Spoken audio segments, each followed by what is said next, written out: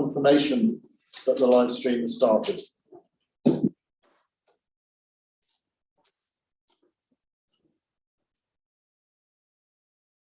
You're live, Chair. Thank you. Welcome to this meeting of Herefordshire Council's Audit and Governance Committee, being held on Monday, 28th of June 2021. For those present in the meeting room, if the fire alarm sounds, please leave the building by the nearest exit and proceed to the assembly area in the car park. The agenda papers and other relevant information for this meeting are available for public viewing on the Herefordshire Council website.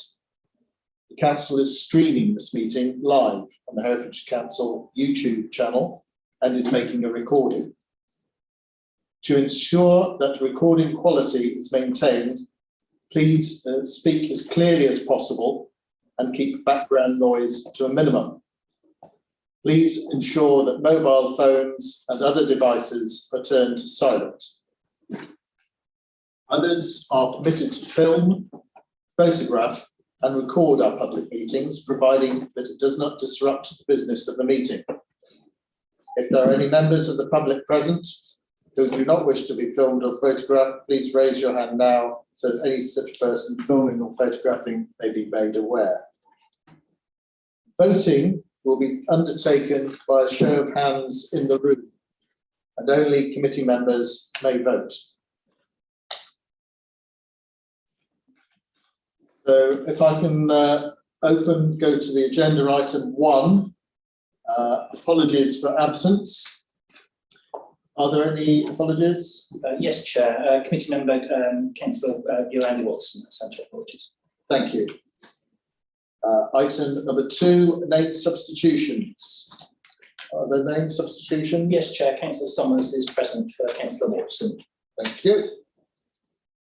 Declarations of interest, agenda item number 3.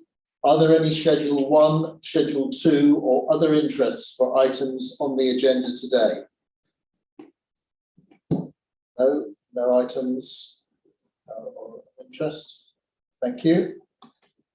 Agenda item 4, minutes of the previous meeting, which was held on 4th of May 2021.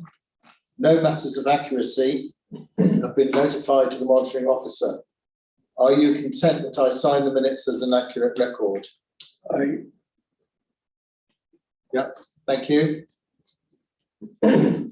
The committee's action tracker is attached to the minutes.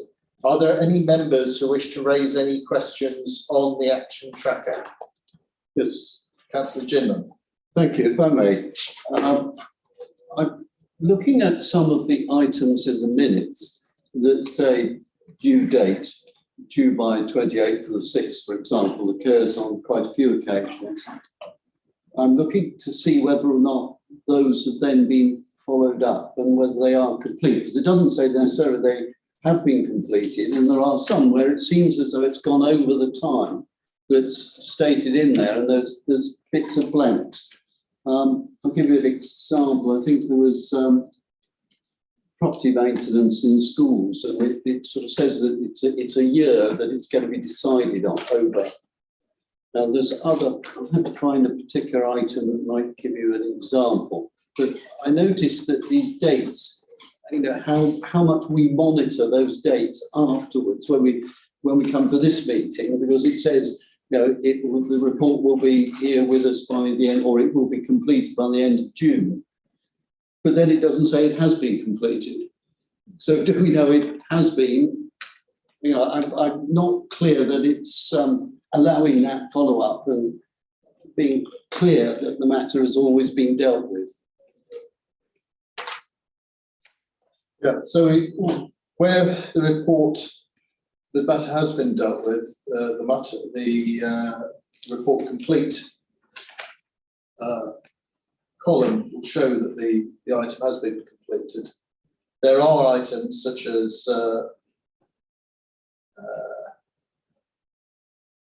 one item, action number 89, for instance, due to be completed by the 4th of May 2021, which hasn't been completed. And the progress update states that it has been escalated with the E&P Directorate, but we've no means of knowing whether the item's about to be completed or whether it hasn't even been started. But there is an escalation. I mean, I think we're right to ask the owners of those actions then to comment on why the actions aren't completed by their due date. Or for them to make a request for a new due date to be put into the action tracker with reason. Is that something?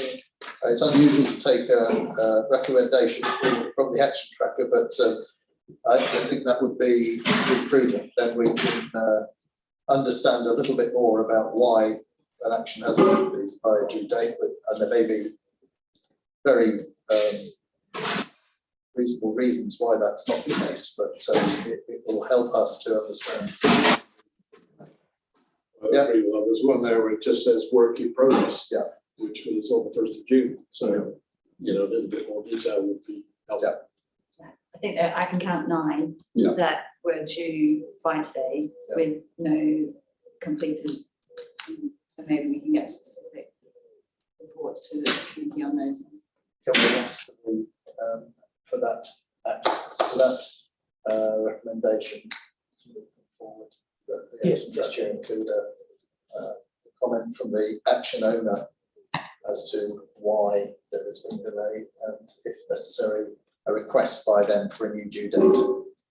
Because with the due dates like the 4th of May 2021, we just are unaware then of when we're likely to see that action completed.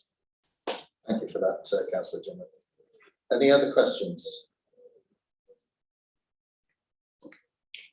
Chairman, just briefly, I fully endorse what Councillor Ginman says. There's a lot of things that seem to slip away, but it's very important that they're highlighted, perhaps a footnote at the end of the report saying that and that hasn't been, you know, as stated, and just to give us some guidance. But unless we keep on top of exactly where things are, basically we're not achieving what we're supposed to. Yeah, I agree. Sure. The third point on that is that where we're seeing the due dates that they're expected, who's actually setting those dates, and how do we know they're reasonable dates? Because I looked at 1 or 2 of these when I was looking the other day, and I thought, I wonder why that's going to take a year to get to that point. So I think there possibly needs to be a bit of a discussion at some point around due dates. Who's deciding that due date? Is that due date actually reasonable in the circumstances? Because sometimes the items look, on the face of as they're written, more urgent. And I'm wondering if we ought to then be questioning the due date. Yes. The question of due dates is one of presumption by me in terms of it's. I'm anticipating it's a date put forward by the owner of the ownership, so that if we see a date that we, as you say, that's perhaps a year ahead, we have the opportunity to come back and say, why will this take so long? Yeah. Yeah. Or it's because of our work programming, and it's for example, the account fraud actions had today's date because it's on our work program today. So that would be the 2 driving factors. Those would be 2 factors. So I think as an item, this is quite an important item. It's not something that we can just go through, dismiss if you like, and say, well, it's there, isn't that good? I think we have to interrogate the action list and make sure that we are still content that it matches up to expectation. So in following that comment, we could probably also do a single line or a single nomenclature to state reason for the due date. whether it's because of programming or request by owner. I don't think there'll be any other reasons, but there might be, and that we then know the basis for the action due date, which would tie that up better.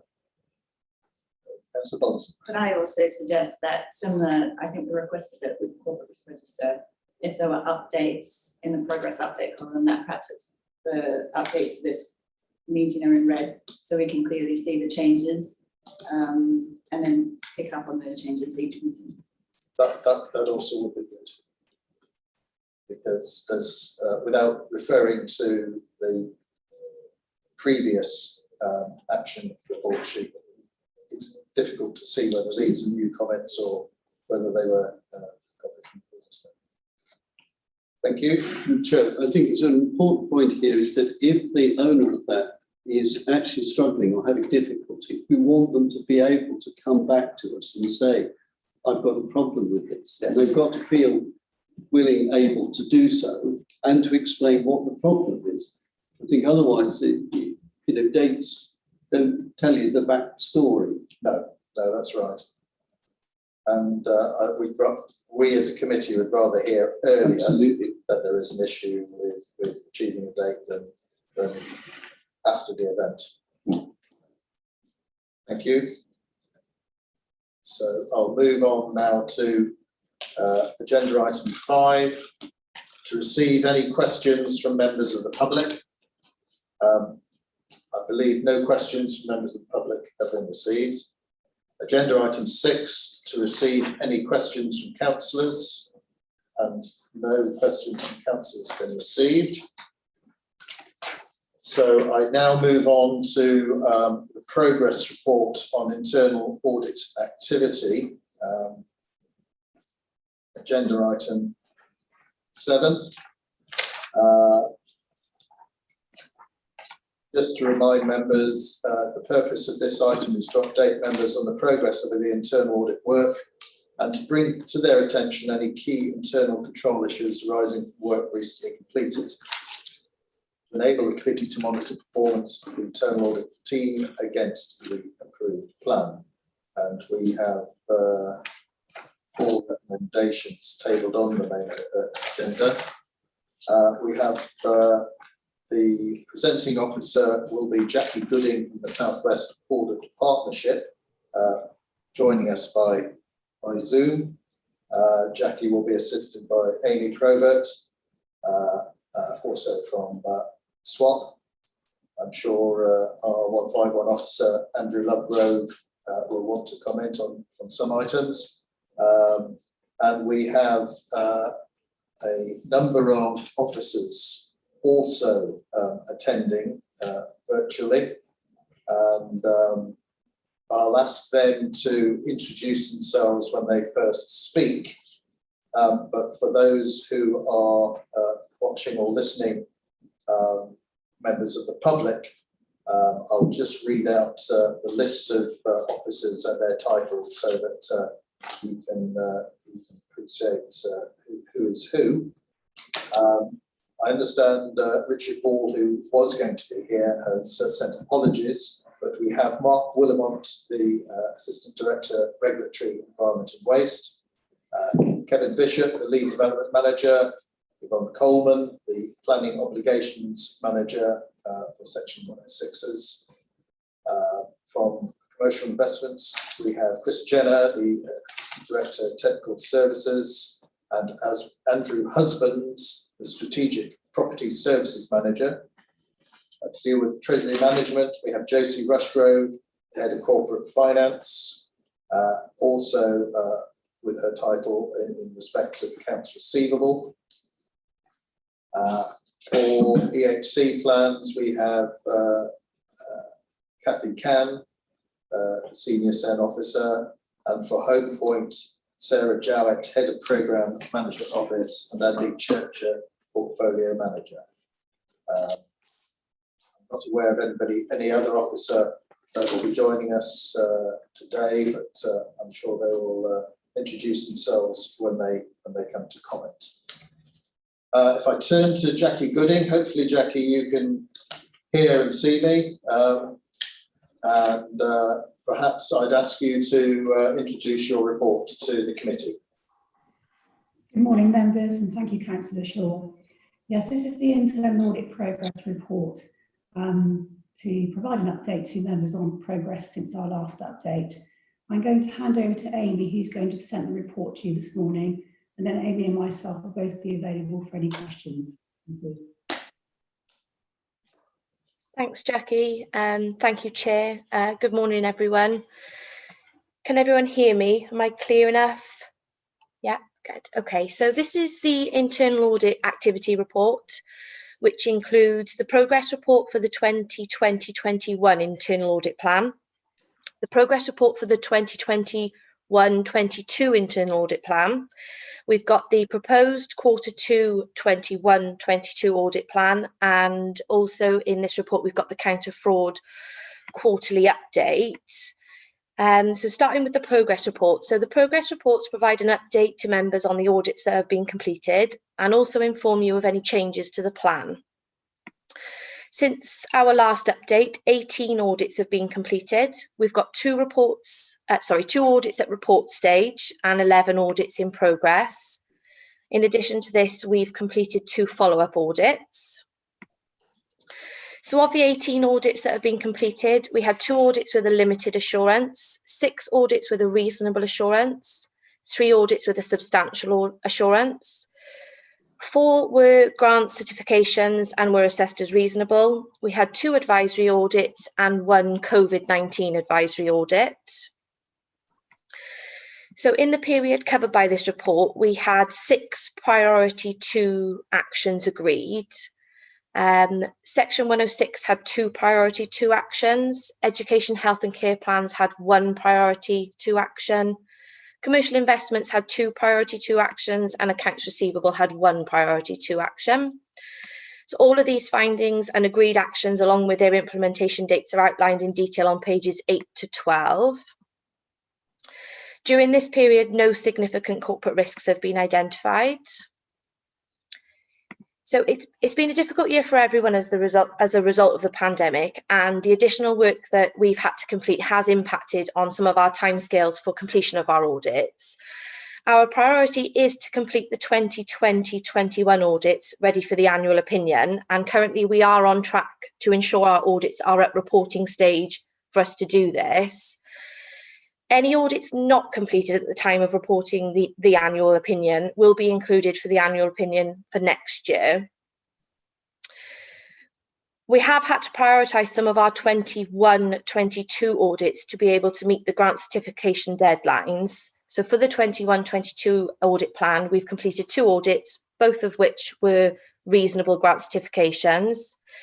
And as you'll see from the plan, there are further grants that need to be audited, and all of these will be done in line with the deadlines set out in the terms and conditions.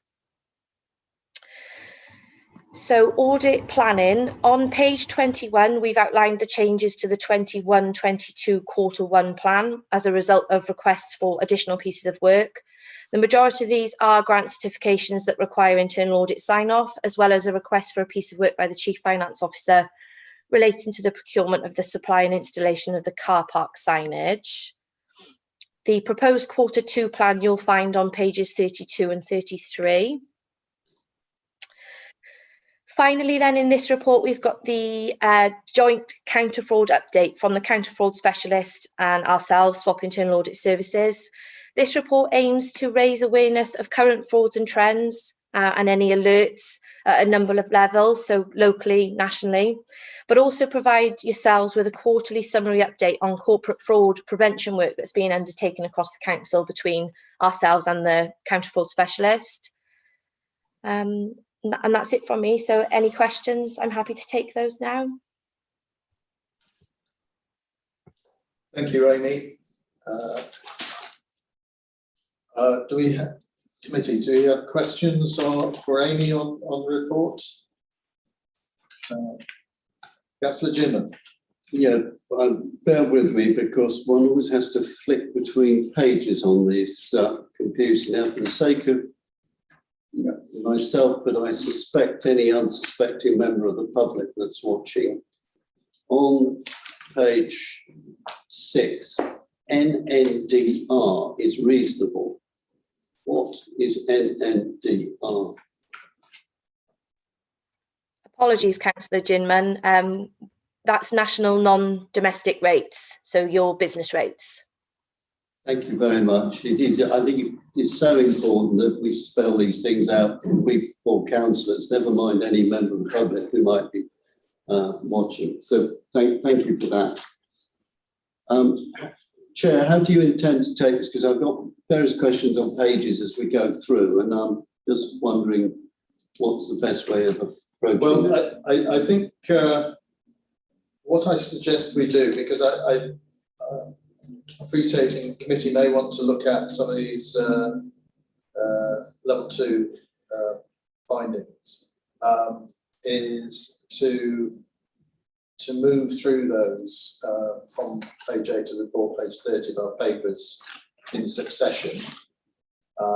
Then that will give officers an opportunity to comment on their relevant section as appropriate, or for Amy to comment on her internal audit findings as we might want to comment. So if the committee is in agreement with that,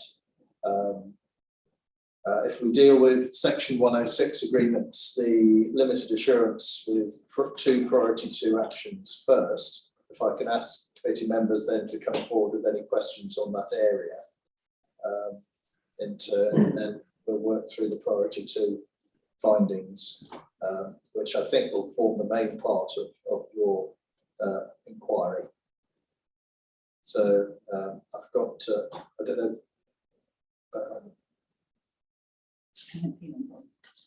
Councillor Matthews, Councillor Ginner, did you have a question on the 106? I will do. Let Councillor Matthews have the floor to begin with. Please.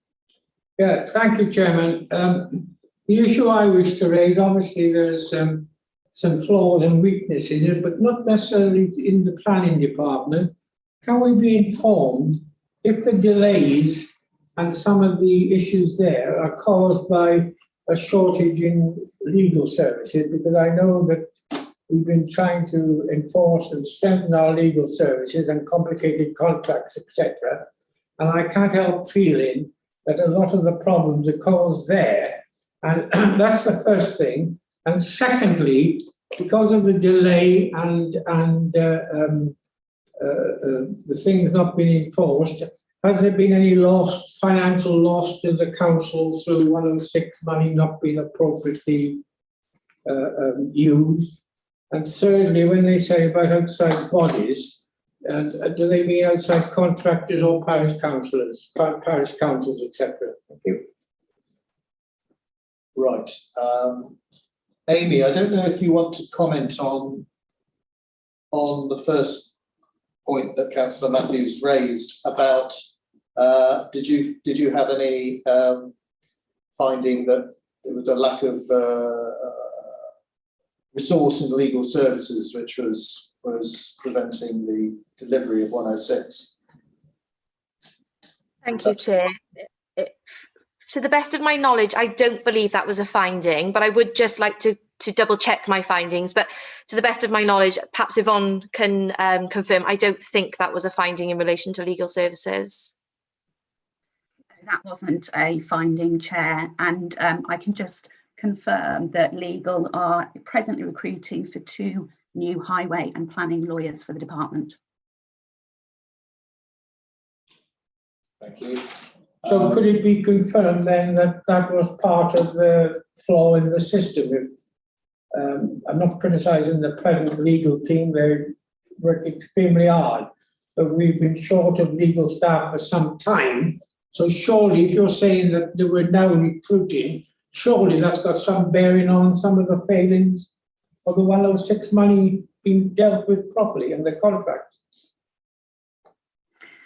Councillor Matthews, it's because we currently employ locum lawyers, so they're not actually permanent members of staff. So we're recruiting to permanent members of staff. So it wasn't a recommendation of the audit finding for the section 106, it's just resourcing the legal department. Thank you for that. Your second point, Councillor Matthews, was to do, if you just repeat it so that. It was on about the checking on whether 106 money has been appropriately used, and it's having to be reported back that it's been used for the correct purposes. You refer to a number of bodies. Can you explain to us exactly who you're referring to? So, Councillor Matthews, which page are you looking at? Sorry, I'm trying to navigate between a couple of screens as well. On 31.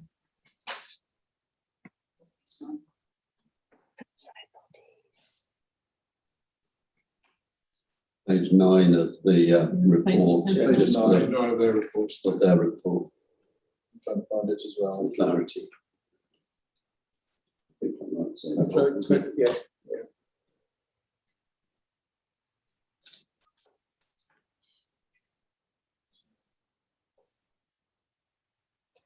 Apologies, I still can't see it. It could well be further in the report. My apologies. I just made a quick note skipping through it last night. But perhaps I could raise it later. It's certainly worded in there somewhere about outside contractors and other bodies. I imagine you mean parish councils. I think, sorry, Councillor Matthews. Halfway, is it halfway down page 32 of our papers, page 10, which regards reporting section 106 monies paid to external organisations? You're quite right. You're quite right, Chairman. Is that it? So it's page 32, page 10. It's halfway down there with regard to reporting on section 106 money. The planned obligation on right to those organisations on a biannual basis, outlining what money they have received and asking them to advise the council on what the monies have been spent. So if you could just enlighten us a little bit on that. So it's page 10 or 32, whichever paper you're looking at. So it's, Amy, would you like me to pick up on that one? If that's okay, Yvonne, as it's part of the agreed action, That's thank fine. you. It's not parish councils, Councillor Matthews, because we don't directly fund parish councils. It's organisations like the Environment Agency, who we get funding in for flood measures, and the CCG, who we get money in for Hereford Hospital, and we also get money in for the doctors' practices. So it's actually liaising with those who are external from the council, making sure we've got accurate records of how they've spent the money. Do you find that to be satisfactory at the moment, or is there unnecessary delays and there's some doubt in exactly what it's been spent on? They will spend the money, I can assure you on that, particularly obviously on flood matters, which are very important at the moment. The monies there go towards the monitoring of the flood measures at the bridge in Hereford.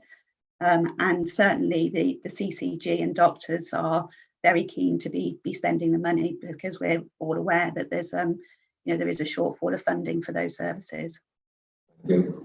Amy, perhaps you could comment. Is the comment made and the action being taken because there was a lack of a record of that money being appropriately spent? Is it a lack of recording which has prompted the biannual request for biannual report? Yeah, I think there were gaps in the information, Councillor Shaw. So it wasn't that there was no information available. I think it was more making it clearer, consistent, and possibly the the words, sort of how it's reported. So currently using Excel spreadsheets, and I'm sure you can all relate that can become quite difficult and to manage. So the whole thing really, what was there and how it was managed. So yeah, I think yes, there were gaps in information. All we have is, your recommendation is for improved process. Yes. Yeah. Thank you. And Councillor Matthews, your questions now being Yes, thank you. Yeah. answered. Councillor Jim. Thank you, Chair. My first question really is a bit like the previous question with regard to timelines. I note the agreed action here is for completion by the 8th of February 2022. That is a long way away. And I found myself going, actually, what we do with 106 monies is of considerable importance to council members. And I'm somewhat uncomfortable with seeing a date as long as that, and would seek that swappers manage to get sufficient agreement that is a sensible timeline, so that when these timelines appear, I think there's always an assumption that SWAP in doing its audit, that they are comfortable themselves, that these dates are fair, proper, reasonable, etc. And also, I note that the first line says that biannual basis to senior management. Now, I'm never terribly sure what senior management means, but I would have hoped that the report on 106 monies, which is of great importance to individual councillors, would be reported to Cabinet at the very least. Now, whether senior management means that that does get a report to Cabinet, I wasn't clear, but it seemed to me that at the moment we've got something here which needs to be markedly tightened up in view of SWAP's comments.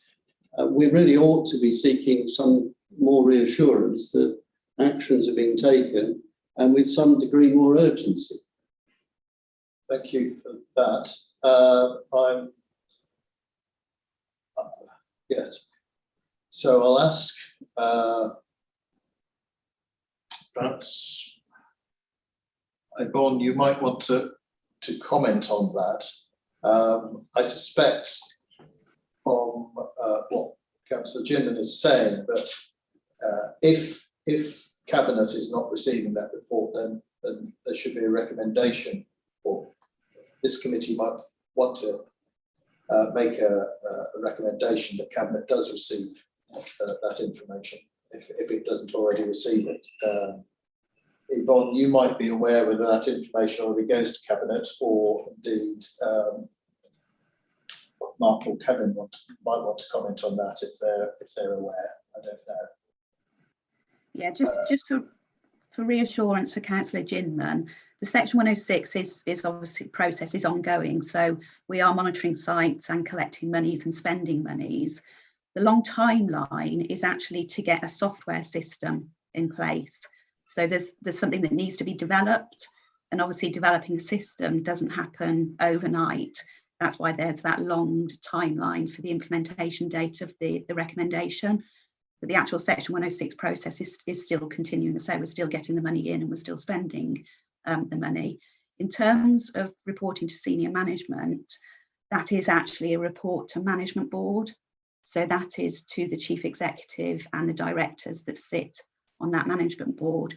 At the moment, there isn't a recommendation to take that report to Cabinet. How often does that report go through to senior management? So the recommendation is that it's taken on a biannual basis. Okay. Do you want, sorry, Councillor Bolston, do you want to come in on this point? Yeah, by all means. I also wanted to just ask some, put some context around it as well, in terms of what value are we talking about in terms of total Section 106, and then also I think on this point of reporting, there was a value. What is the value of the unspent monies which exceeds the repayment date in this particular finding? Yeah. So if you're able to put some context around that and materiality, I'd appreciate that one. Or Amy.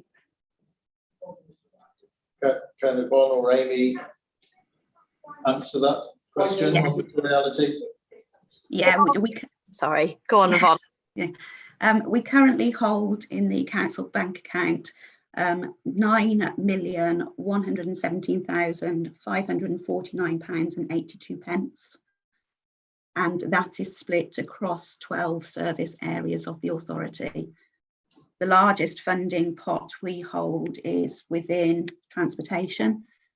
That's £4,201,332.37.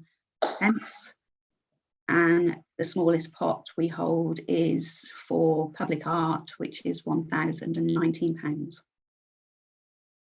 And Yvonne, in your reporting, what proportion of that would be passed through repayment date or have no reported expiry date? We haven't got any reported expiry dates for that money. It's committed monies. Okay, so in the findings, it said that there was some that had no recorded expiry date, so that's been rectified, has it? So then what? Yes, that's because some of them don't actually have a spend date. So the Section 106 agreement, you'll find some will have a spend date of 5 years, some will have a spend date of 10 years, but some there's actually no dates that it has to be spent by. Oh, okay. So then what, do you have an idea of the proportion that has passed its repayment date? Yeah, I can get that information for you, Councillor Balderson. Roughly, is it like, do you think it would be 5%? Are we talking, 9 million is a lot of money. Off the top of my head, I don't know. It'll be a small amount because, as I say, the monies are committed for spend. But if we don't spend it by the due date, technically we have to repay it, don't we? Yeah. Yes. Yeah. So, because I think that was one of Bob's questions in terms of how much money potentially would the council have lost. Are we able to quantify that? Yes, we've had to make one repayment of monies, and that was because it was found that actually the evidence of spend wasn't sufficient. So whilst we had spent the money, the evidence of how that had been spent wasn't sufficient to demonstrate, and we had to repay that pot of money. How much was the money? How much was it? It was about £8,000. But potentially there's a risk there that we have to pay back more because we're past the respent date. So if you're able to circulate those figures to Ben, we would appreciate it. Yeah, I can do that, Councillor Balderson. Can I follow that up and say, obviously, the one that's really important is if there's no spend date, and yet there's a date at which it's, if my understanding is that it has to be spent or returned, then how much sits in the no spend date and how much is therefore in that kitty? And presumably the same as for committed, is it? Committed and ad infinitum? Is it committed, are committed monies committed ad infinitum, or do they have a date by which they are no longer committed? Where they're committed, they are committed to that project. But without a date. I mean, they could just sit there. So Yeah, without a date. nothing else ever happens. They could just sit there for the rest of in perpetuity, committed, but never used. Well, they're there to mitigate the impact of the development, so those service areas should be spending that money. Should be. Yeah. Should be spending that money. So they're committed to the service areas that should be spending that money.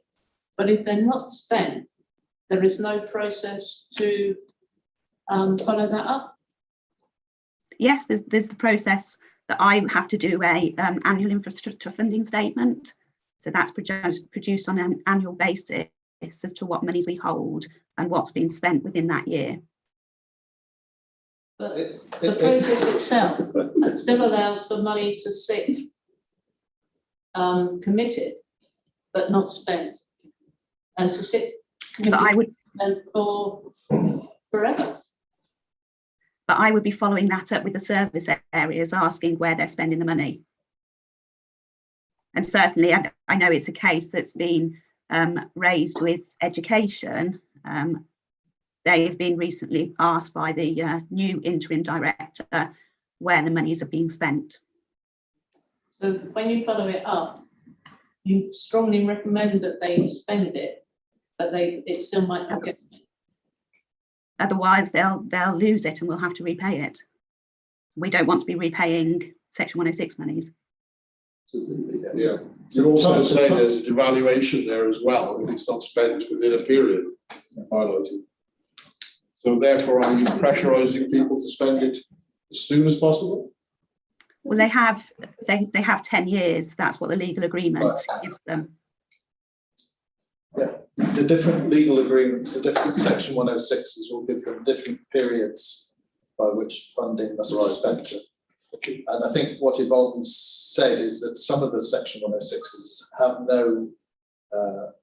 no end dates in them, which means the money cannot, there is no legal necessity for the money to be returned to the developer. Right.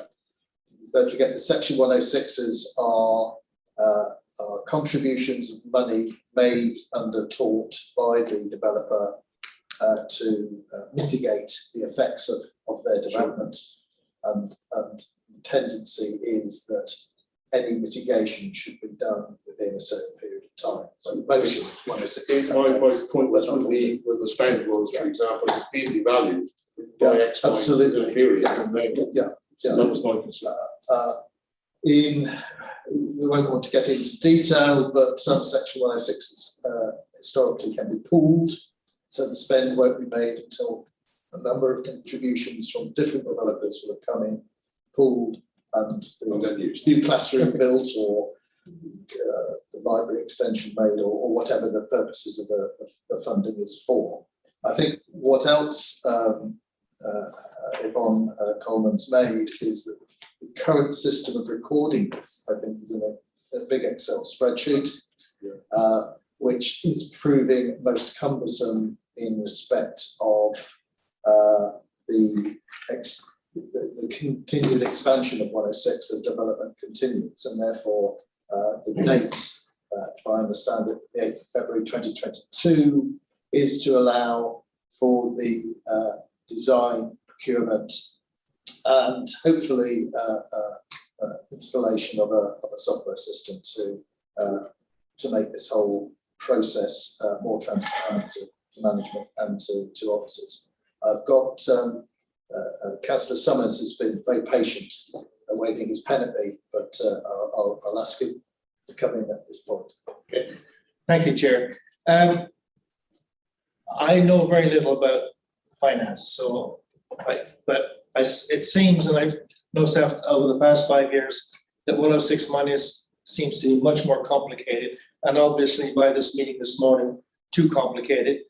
I know I have major issues in my ward with parish councils, although parish councils don't own the money they think they do, which is a bit of a problem. And I see money being spent on stuff that there's no reason given why it's spent.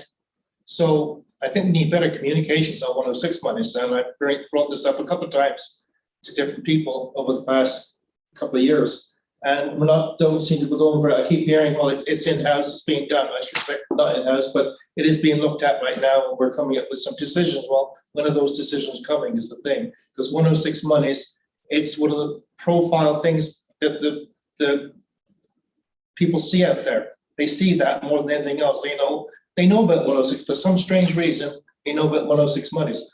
Quite often we don't know as much as they do, it seems. Anyway, I think we need to be looking at making it a little more simple.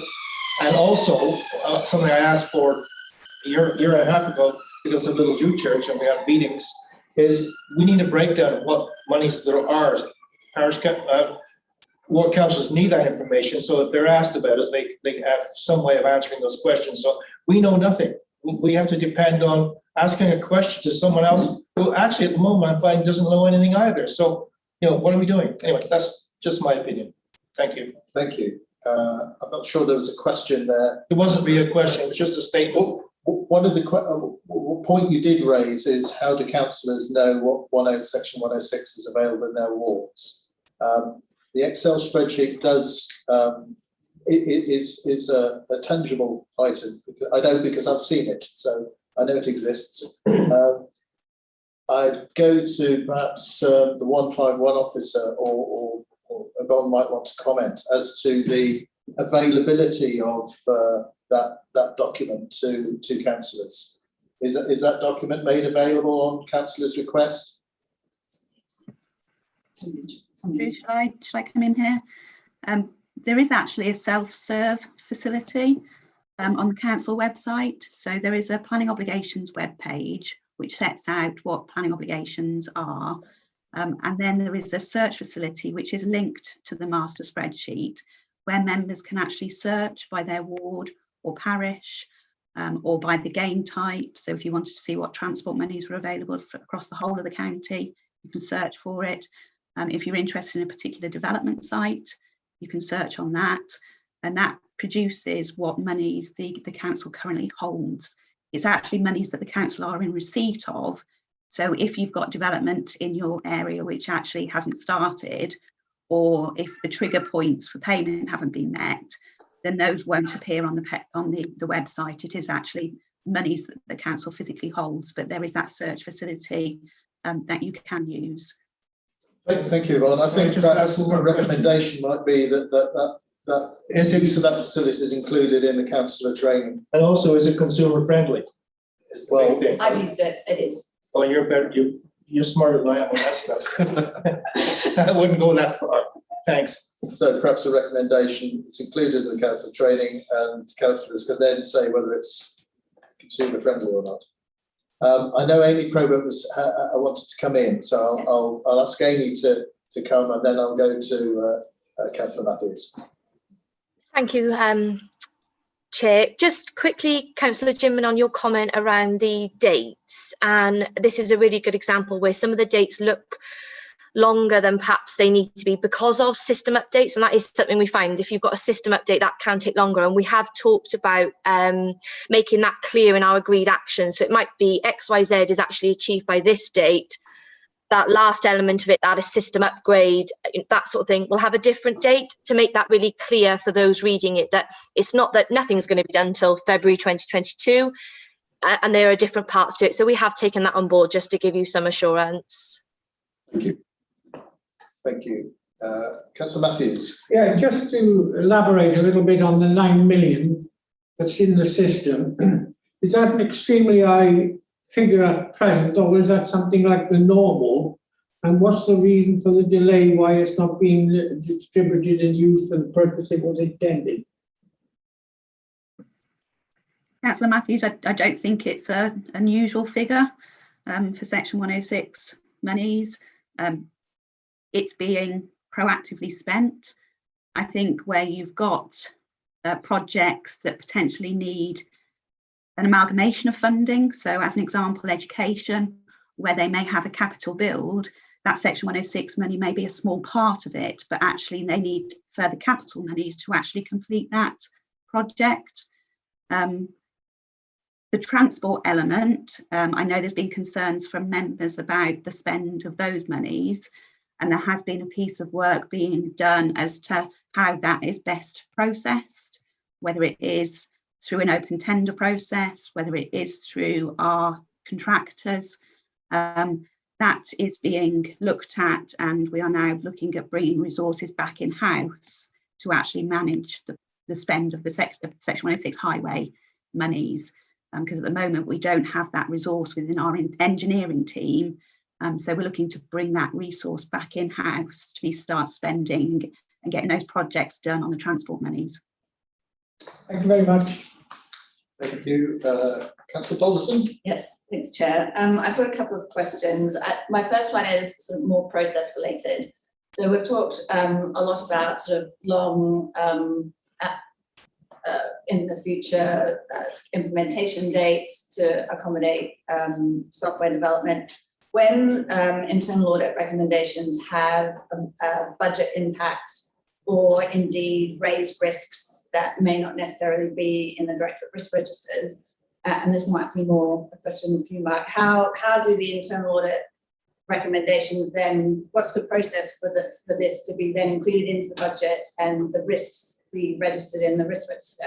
Because I mean, I see we had back in 2021 the review Section 106 agreement works in the public realm. There was a report done, the commissioning and value for money for BBRP, and there were some recommendations there that were due to be implemented, say by April this year, and they all had budgetary implications because we're talking about employing new people, we're talking about systems. So how does that process work to ensure that we do hit our timelines? I'm not quite sure who's answering the question. It's a difficult question. I mean, for my part, we're in a systems director hat on. Obviously, we try to make sure that everything's resourced properly. We try to make sure that projects don't falter. Speaking on behalf of Richard, who can't be here today, if there are some parts of the organisation that require more resource to deliver it, which I think is what we're getting at, Councillor Alderson, then that's something that he would have to consider in how that can be delivered. So I think particularly the point that Yvonne made earlier on is very pertinent about the work that Balfour BT would have normally done and how that's going to be done at the moment. That I think is where potentially we need to look at some resource and how that can be handled, I suppose, by our internal highway team, because at the moment there wouldn't appear to be the resource there to do that, unless I'm incorrect. And that would be probably where you're pushing me for the answer. So that's something that Richard would need to look at and how we can resource that, because in the past, I think a lot of that work was capitalised and Balfour BT would have worked up the schemes, etc. And that would have been done that way. But now, of course, to put those bids out there and tender the work out there, there's going to have to be quite a lot of work done by the local authority first. The small team in highways, I'm aware, is flat out on planning consultations and other engineering work. You wouldn't normally be able to do that. Probably Murray Lane would be able to answer better, but that's my understanding of it. Something that I've met with Richard in the past about. Does that answer your question? It does a bit, and it might be that clear from a risk perspective. So we have two risks. We've got the risk that we don't get the resources, so we can't move it forwards. But then also it's got quite a long lead time. So we've got, in the interim, we've still got the risks of, the issues that have been identified in the internal audit. So it's just trying to understand how both of those, how are we capturing those? Is there a process in place? I mean, we're using Section 106 as an example here. I mean, we've got internal audit, we've got 18 audits this quarter. So, there'll be quite a lot of other audits that have got similar situations. So what would happen is, as a service manager, you think about the service risk register being the master. They would be thinking, well, have I got a risk that I can't manage? Is there something I've got to flag? And they would go through the escalation process. So that's where it sits with the risk owners would be. Example, I presume on this point would be Yvonne. If Yvonne feels that there's a risk that actually needs to be registered and therefore, escalated, that's how it would work. So from a corporate services perspective, do you have confidence that that process is working? Well, what we then do as a corporate centre, every 6 months, we look at internal audit and make sure if there is anything where we think there are any gaps. Okay, so there is a check. There is that check. Okay. But you don't report that check back to this. You don't report that check back to this committee. No, what we will do, because we're only in our first cycle of doing this, is when you have the audit report, the cover report will refer to what the corporate centre has done, what we've done, horizon scanning gaps, and all what we've undertaken. So we'll get to that. So that would be the feedback then to this committee. Yeah, reassurance that's to working. enable us to get our assurance. Thank you. My other question was on this 4 million sort of transportation value. I mean, we're talking about almost 50% of our Section 106 monies on highways and transportation. Recognising that in 2021 we changed our commissioning model, so we're no longer going through Balfour BT, and I understand there was a target completion to get this up and running by April. Are you able to give us an update as to what's going on with that? Because that 4 million, I mean, we're talking about unspent Section 106 monies, that 4 million can't be spent unless we get this commissioning process underway.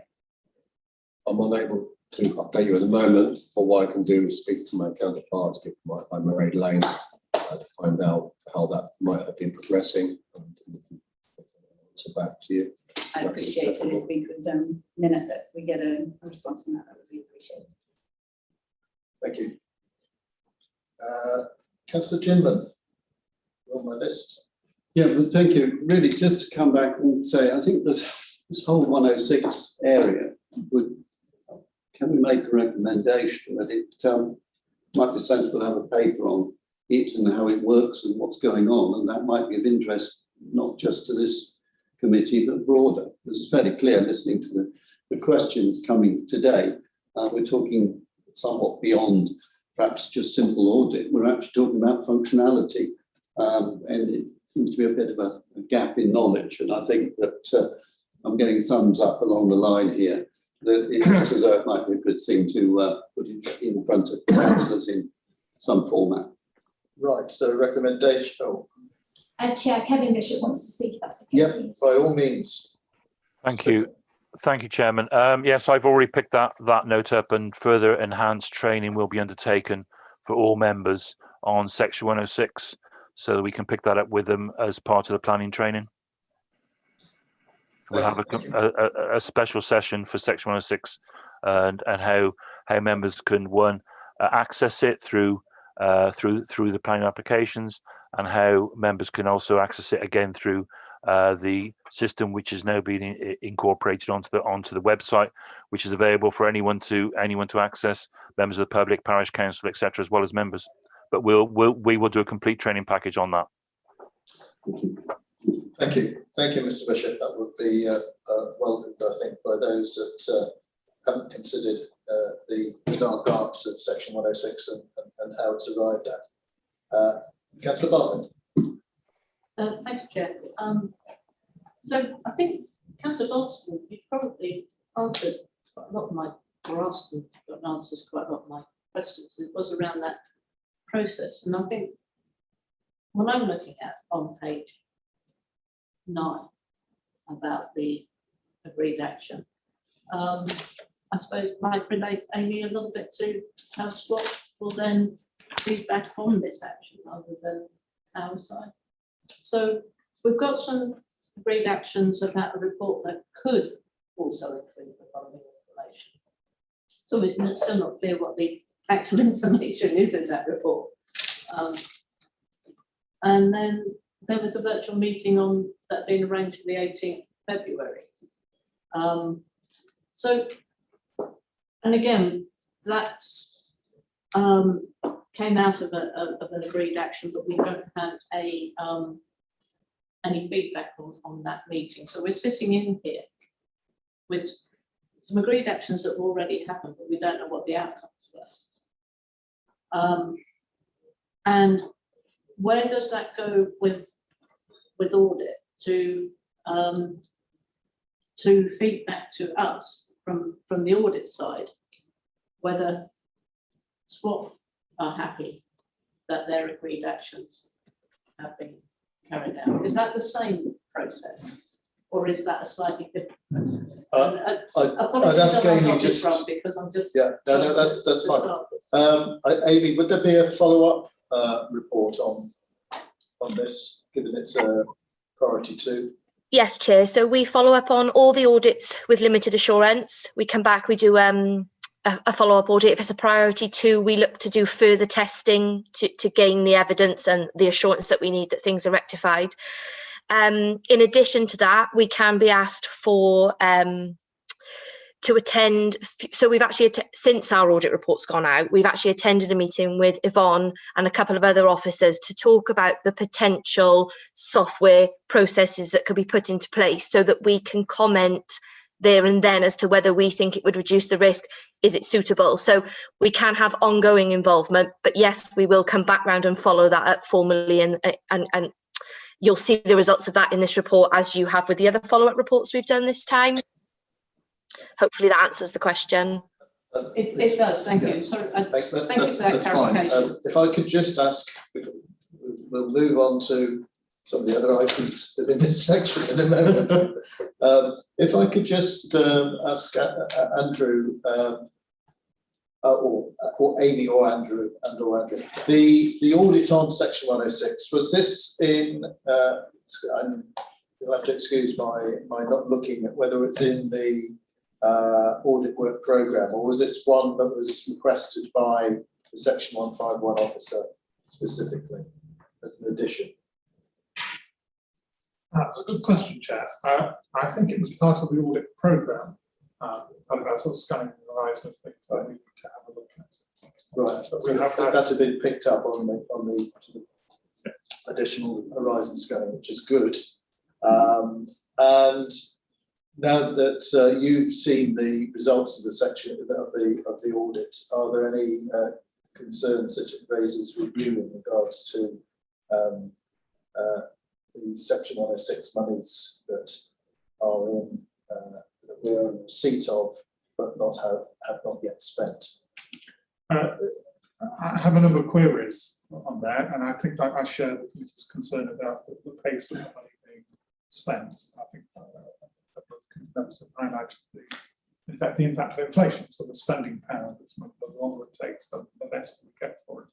I have agreed with Paul Walker, the chief executive, for part of the corporate centre to have a look at this and work with the team to make sure that we can fast track the deployment of this money as soon as possible.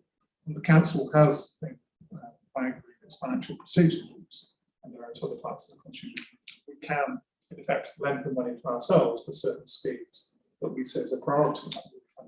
So we can get away and spend the money before the money's actually arrived, because some of these 106 agreements, the developer has to bet certain trigger points before they pay the money over. But for some of these things in the 106, there's a logic for those things put in place as soon as possible.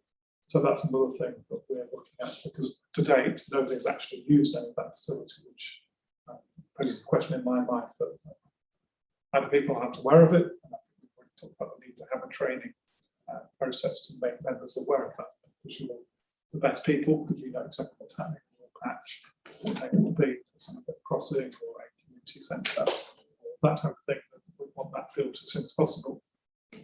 So we lend ourselves the money. So thank you. And I suppose following on from that, I'm aware that some Section 106, the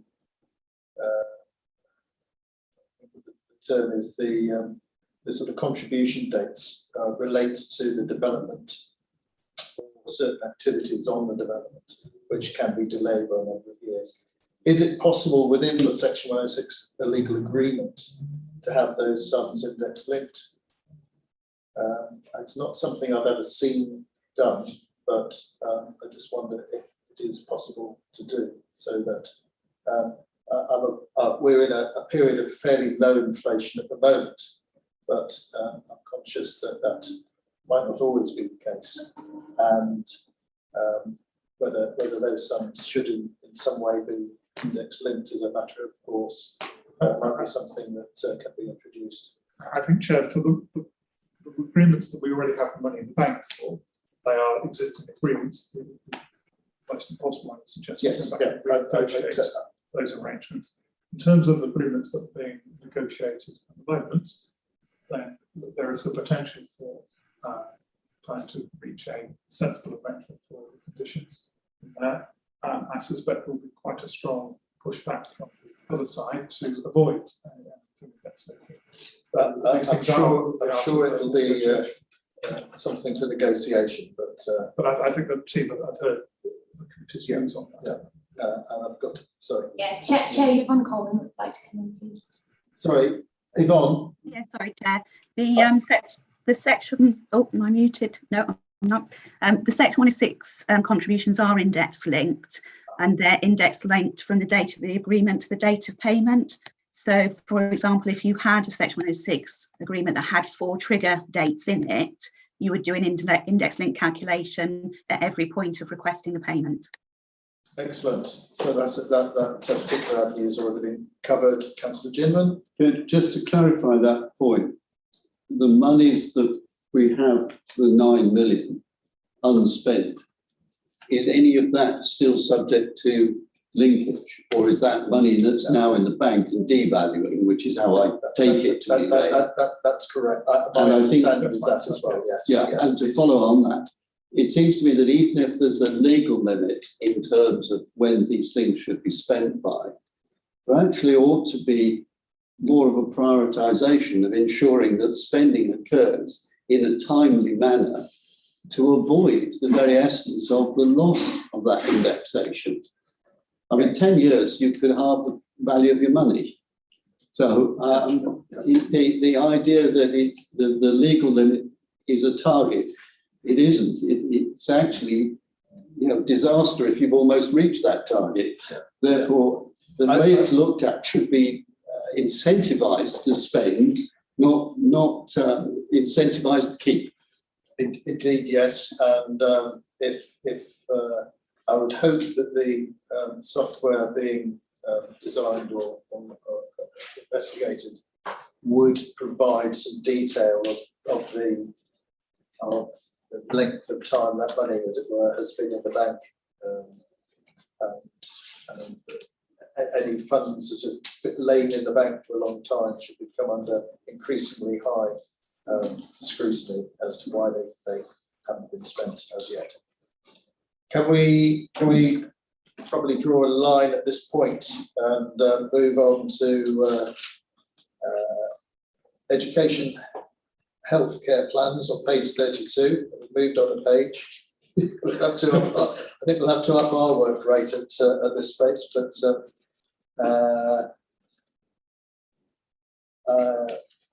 so on the education and healthcare plans, we've got one priority 2 action, and relating to a number of the plans not being recorded on the synergy system as having an annual review. I don't know whether Kathy Cam, the senior SEN officer, wants to comment on this. I'm not sure in terms of the agreed action's got a date of the 31st of July, so presumably well in hand by now. Kathy, are you there? I am, thank you. Thank you, Chair.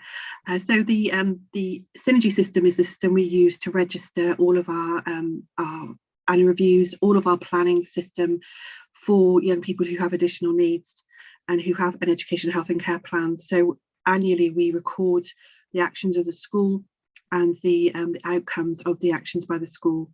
The outcome that Amy and her colleagues worked so hard for us to discover flagged that there were some system errors with our service, partly which were due to system errors in themselves. There's some sort of technical issues with regards to the way that our system is processing what we record, and also there's some user error in there as well.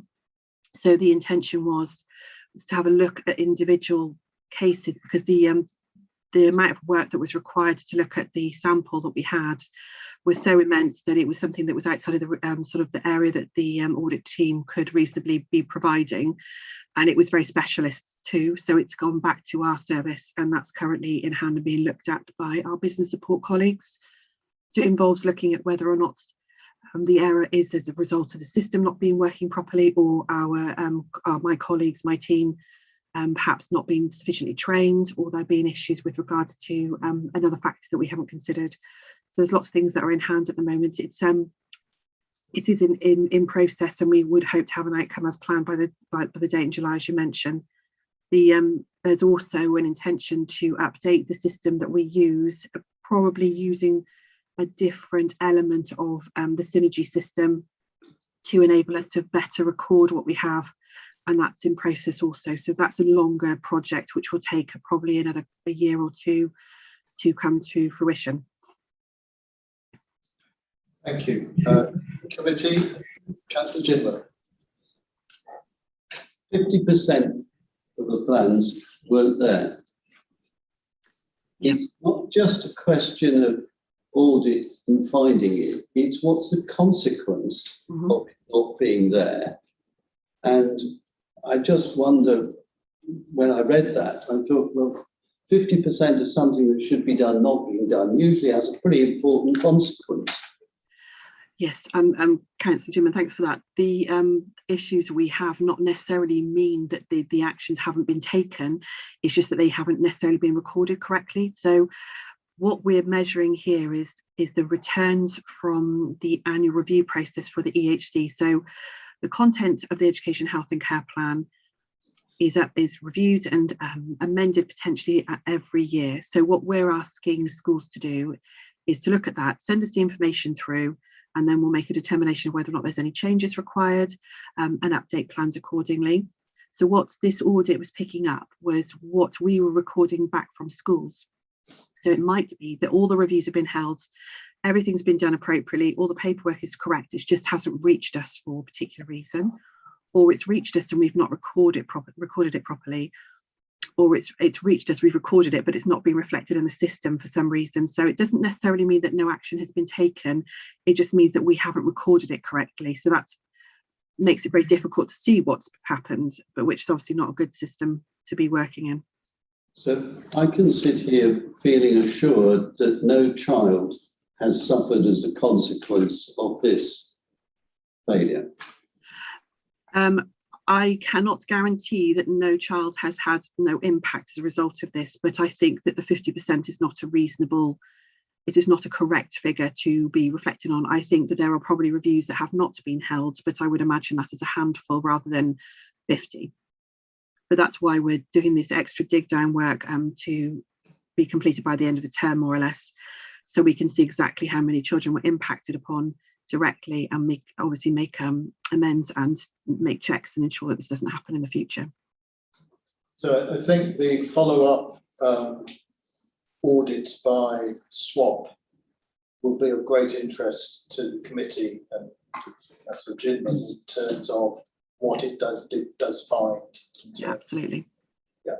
And great interest to us as well, because we obviously this is where we come to work to make sure these things don't happen, and it's a great disappointment when you see this. And as I say, I'm sure colleagues in schools are carrying out the actions that they need to do, but there's obviously a system error at least in this, and we need to make sure we address this so we can do our checks and balances correctly.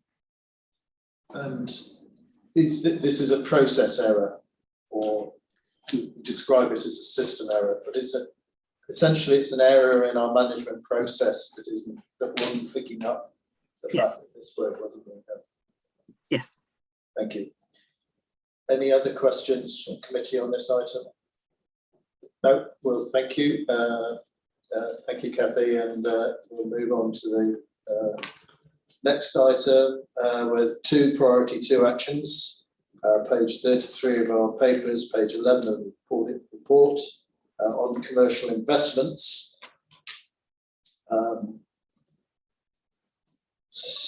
These are two findings, one relating to the monitoring of income and expenditure for Mainland shopping centre, and the second relating to the payment process control issue.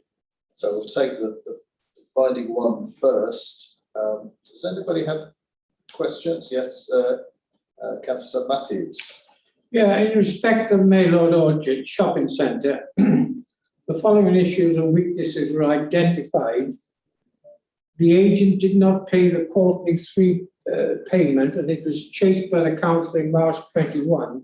The contract states the payment should be made quarterly, and there is no financial plan or budget for the income and expenditure in respect of this issue.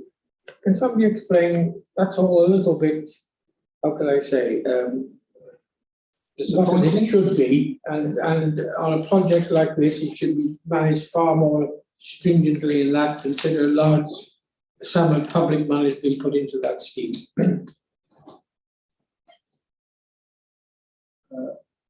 Josie, I think Chris Jenner and Andrew Husbands, I think, from Commercial Investments should be present. I can't, your screen is set that far away, I can't easily identify you, but perhaps you'd like to comment on the issues raised by Councillor Matthews. Yeah, oh, sorry, I've got my video off. Hi, yes. Introduce who you are, sorry, for people. Yeah, it's Chris Jenner, Assistant Director, Technical Services. Thank you, Chris. Yeah, thank you, Chair. So we've already started to have a look at the information being provided, and I think the issue has been we get an email from our agent who manages the site, and the information was not in the right sort of format, and it wasn't easy to read. So we've done some initial work with our colleagues in finance just to review these when they received and make sure that all the information is there, it's accurate and it's easy to review. I think the way it was coming in was very complex and not easy to identify what the issues are or were. So that was the first point about the information. That is certainly on target to be completed by the deadline date, the end of July, and we have processes in place where when this information is received, it is reviewed, and any queries and questions goes back to the agent. With regard to the financial plan, so there is an annual financial plan with regard to the spend of the service charge, and that is and how that is used. There is a difference with the medium and long-term financial plan, and that forms part of the overall strategy for the site, which is currently being developed. So in the short term, the money that we received, there is a plan for that, and that is used with the service charging, and the medium to long-term spend is, as I say, being developed.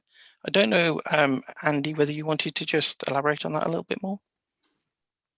Andrew Husband, the strategic property manager. Yes, I think, actually, I think you summed it up there in terms of the annual plan. That there is indeed a service charge plan which is budgeted for each year, and then obviously tenants make payments against that expenditure. So basically, there is a plan, there is a budget for service charge expenditure, and the monies are recovered from tenants as it falls due on a quarterly basis. I think probably just echoing really what you said, Chris, in terms of the kind of information that's come through. Yes, we've had meetings with colleagues in finance and the agent to confirm the format of the reporting, to ensure that reporting takes place regularly on a monthly basis. And when that report is received from the agent, it is reviewed with between property services and finance, and any queries or issues that we have, we take back to the agent. I think probably summarises a little bit of what you said, but that's essentially the actions that are being taken. Andy, could I ask you, could I further, to me, looking at the old strategy that they've set up to run this project, to put it bluntly, rather sloppy. Can you make sure that issue, to promise assure members that issue is urgently addressed? Because to read issues like this on a new project, to me is unacceptable. So can you make sure that issue is urgently addressed? And secondly, Chairman, on the Treasury management, the head of corporate finance that stated that her team is still not receiving the monthly payroll figures from the payroll team. This will be addressed by the corporate management. The original date for that was the 30th of June 20. Surely this is a straightforward issue that should be put right. Can somebody please explain to me why it's dragging on and what's the issue there that's causing the delay? Can you just hold that question till we come on to the Treasury Amendment? Yeah. Yeah, is that all right? Thank you, Councillor Matthews. Just to try and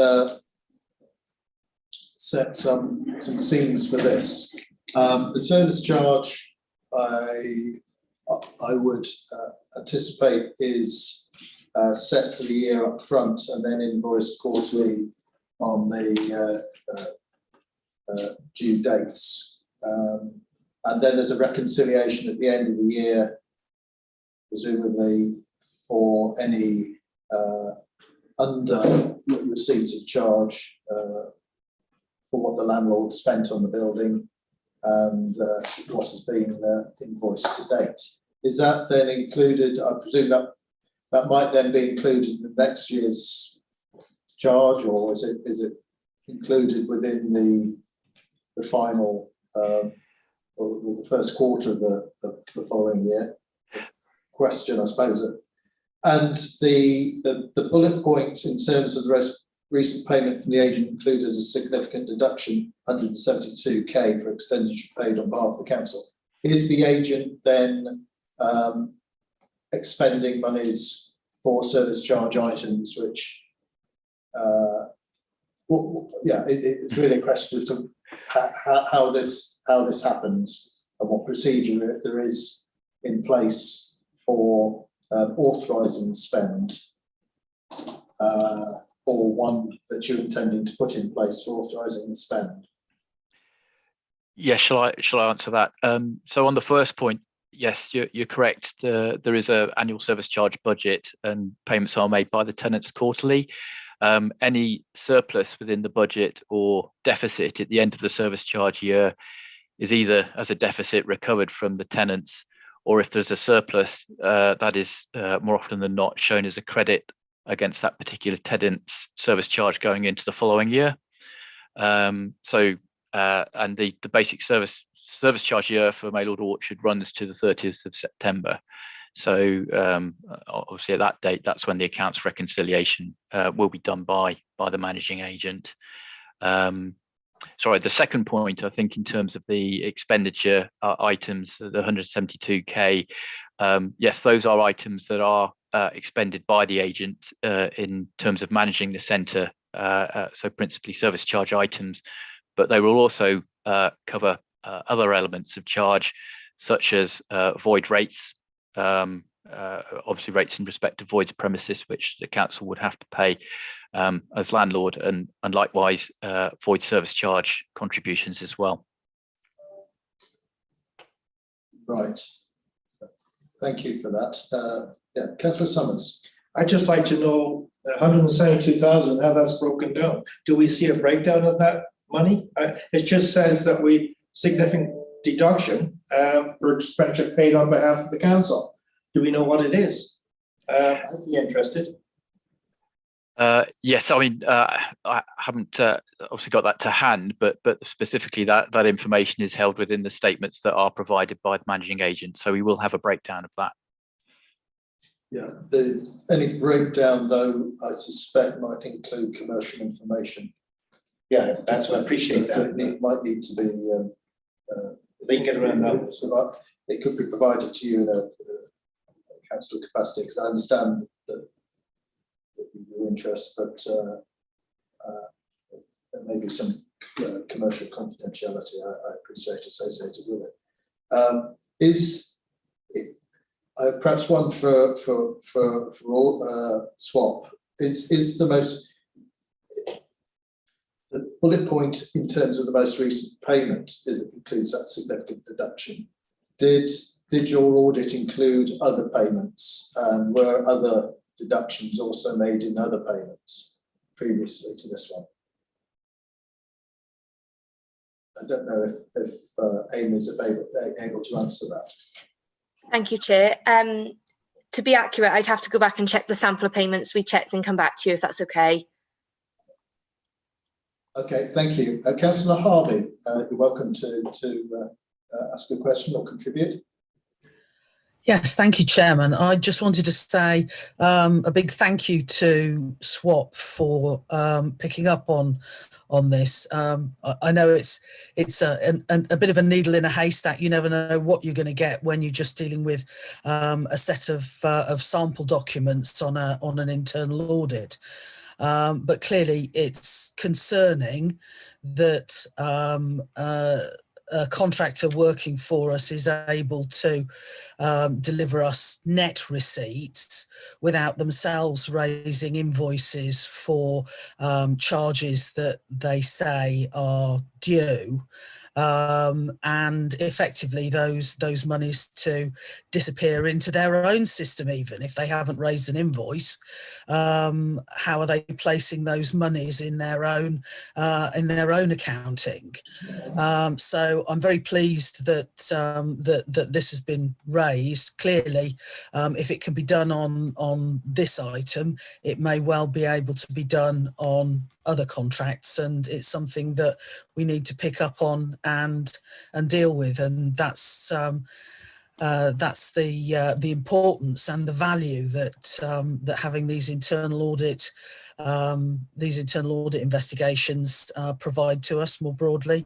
So very pleased to not pleased to find that it's happened, but pleased that it's been picked up, and look forward to rooting it out and dealing with it, and making sure we've got a process in place to stop it from happening again. Thank you, Councillor Harvey. Just a question, I suppose, possibly for the 151 officer, or possibly for Chris Jenner. In terms of owning a commercial asset and having an agent in charge of it, is that something that the council has done before? I appreciate we have other commercial assets that we have on lease, that we lease out, but I'm unaware of any other asset where we're charging service charge and so sort of involved in a management of a commercial enterprise in this way. Has the council a history of doing that, or is this a first? This is the only one that I know of, but I know we may have done things in the past month. Yeah. So appreciate that there is a learning curve for everybody to get up to speed on, but and appreciate the outcome of the audit on this to identify some of the control weaknesses, and look forward to receiving the audit report when this area is revisited, and hopefully seeing these weaknesses resolved. Any other questions on that item? Then thank you. We'll there was a finding too, I think, about the control issue with the payments process. This was referring to the 172, and I think the head of the action is the head of corporate finance. Now, there's quite a lengthy date on this, 31st of January 2022. I'm just wondering if audit's happy with that date, and whether the 151 officer is happy with that date, because I'm uncomfortable with it. So this is the date for the action to resolve a control issue in the council's payments process, whereby the usual payments authorisation process can be bypassed if council expenditure is deducted from a payment to the council and there is no purchase order or invoice. The finding in paragraph 1, which we've just been talking about, is an example of this, and effectively £172,000 of council expenditure was not authorised. And the agreed action, the head of corporate finance, that's Josie Rushgrove, is to be completed by the 31st of January 2022.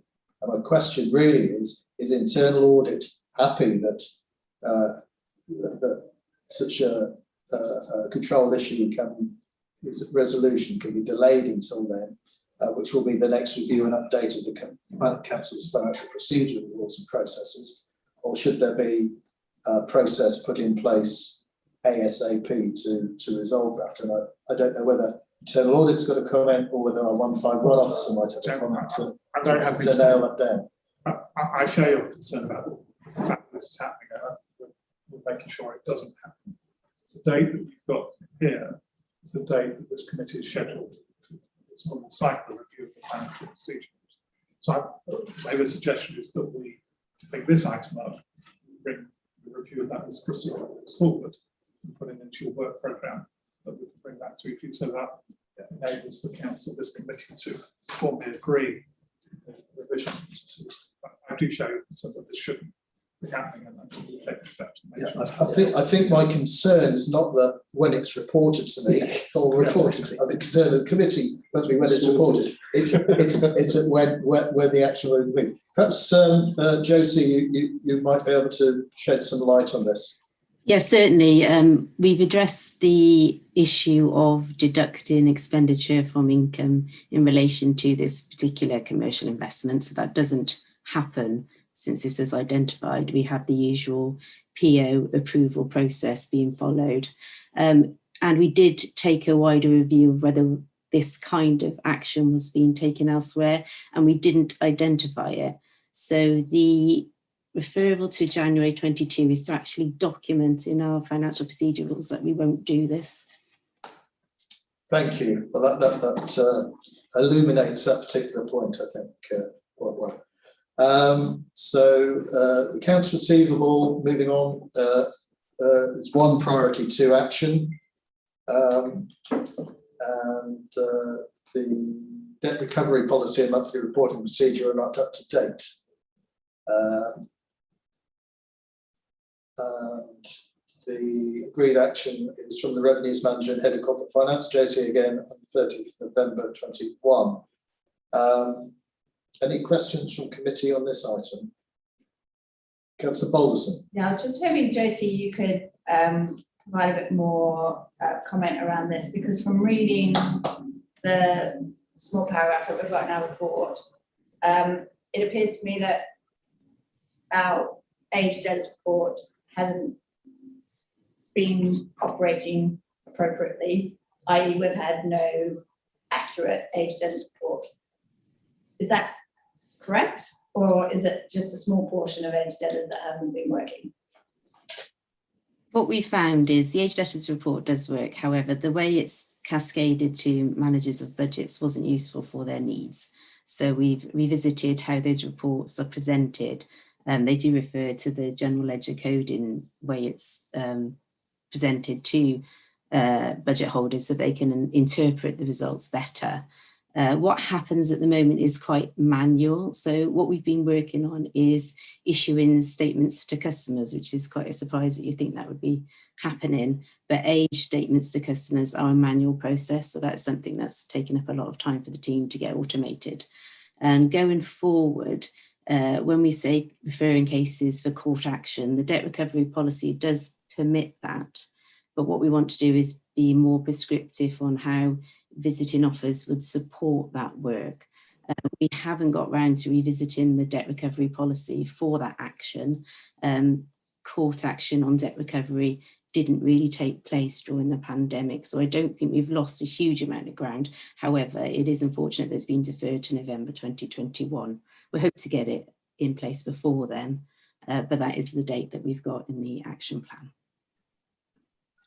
Okay, so you're still able to track and get your money in appropriately. It was just when you were reporting and cascading down to your departments that's where the errors were occurring. It was difficult for the budget holders to interpret what we were sharing. So we that.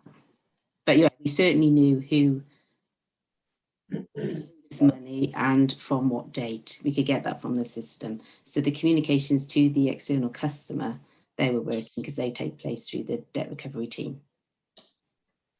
But there's no reflection then on the council's annual accounts in terms of age debts. Correct, that's right. So those reports come from the same system and they correctly reflect the debt. So thank you.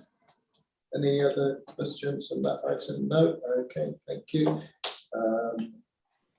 Treasury Management, Councillor Matthews, I think you had a... Yeah, it's only a relatively small item, Chairman, but it seems to have dragged on and I can't understand why. The Head of Corporate Finance is still not receiving the monthly payroll figures from the payroll team it's supposed to be resolved by the 30th of June 2020. I would have thought that was a relatively straightforward thing that could be dealt with and sorted out. Could we have an explanation as to what's causing the delay?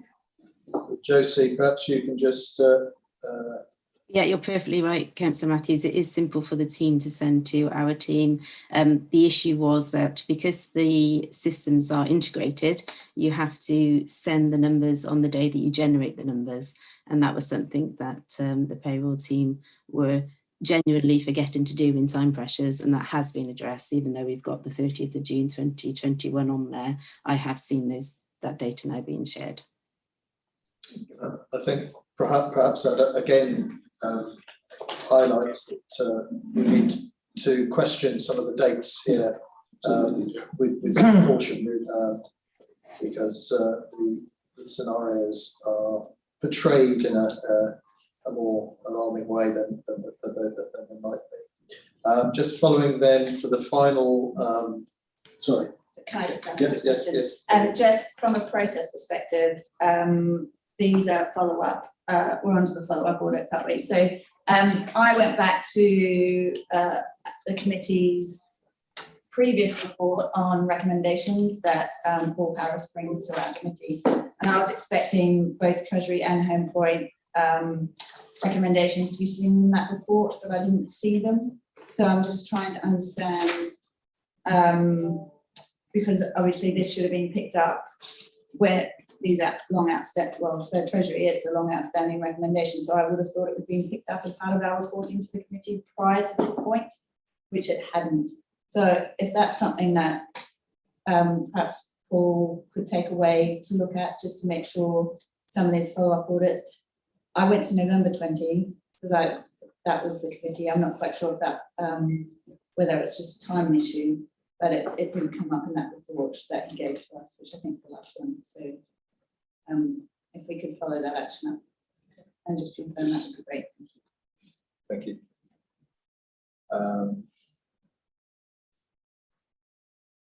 So on the Home Point audit, I'm conscious that the date of this audit review document is 27th of May, I think, and we're reporting a revised target date of the 31st of May 2021 for priority 2 and priority 3 actions. In fact, one of the lead actions was originally dated 31st of March 2018, and the revised target date of 31st of July 2021. So perhaps, I don't know if Sarah Jarrett or Andy Church are there. Would you like to just, rather than invite comments from council, from the audit committee, perhaps you could just elucidate of any issues with meeting these agreed actions? Certainly, Chair. Just to give a bit of an overview, I started with the council towards the end of last year, so I wasn't around for the original audit, but clearly many of the recommendations are linked to project management process and documentation. So I can confirm that those elements are now in place with the new project management process. So that's taken on board terms of reference and standardised minutes, agendas, etc. And Andy has done a lot of work recently on making sure that the Virto system, which is the software system used by the council to log and performance manage its projects, has been updated in line with the new process as well around capital. So from that perspective, I believe on the Home Point audit, those two actions should be ready just for monitoring in future and making sure that we conform. And we've just had our own audit on the new capital process as well. The last action around the actual application, unless Andy can say something about that, I haven't been involved in that, sorry, so I can't comment on that last point. Hi there. So thank you for the opportunity to speak on these. I'm Andy Church, a portfolio manager for our digital systems and technology program.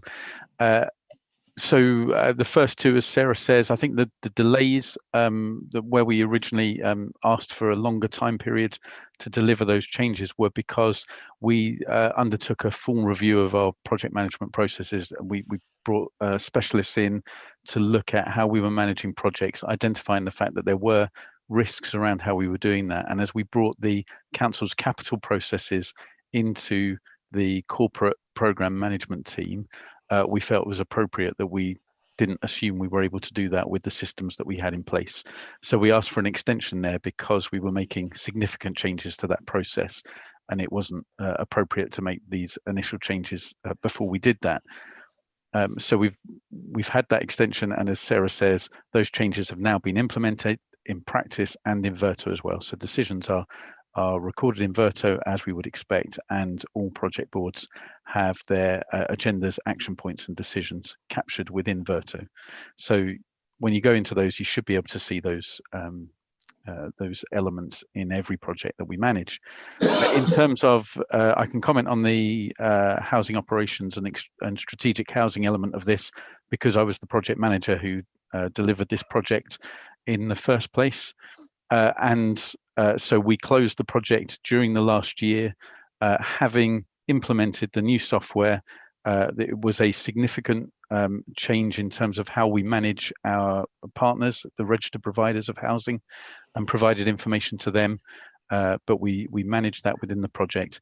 And the system that we have now has much better reporting functions than the previous system that we had.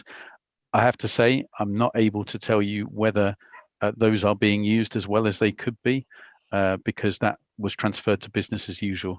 And so that would need to be a question that went to housing operations or strategic housing. I think the understanding was that it was the first two actions that you were most interested in here. So that's why Sarah and myself are able to speak to those in the main. Thank you. Thank you for that. Councillor Bartlett. Thank you. And thank you for those answers. It's starting to make a bit of sense.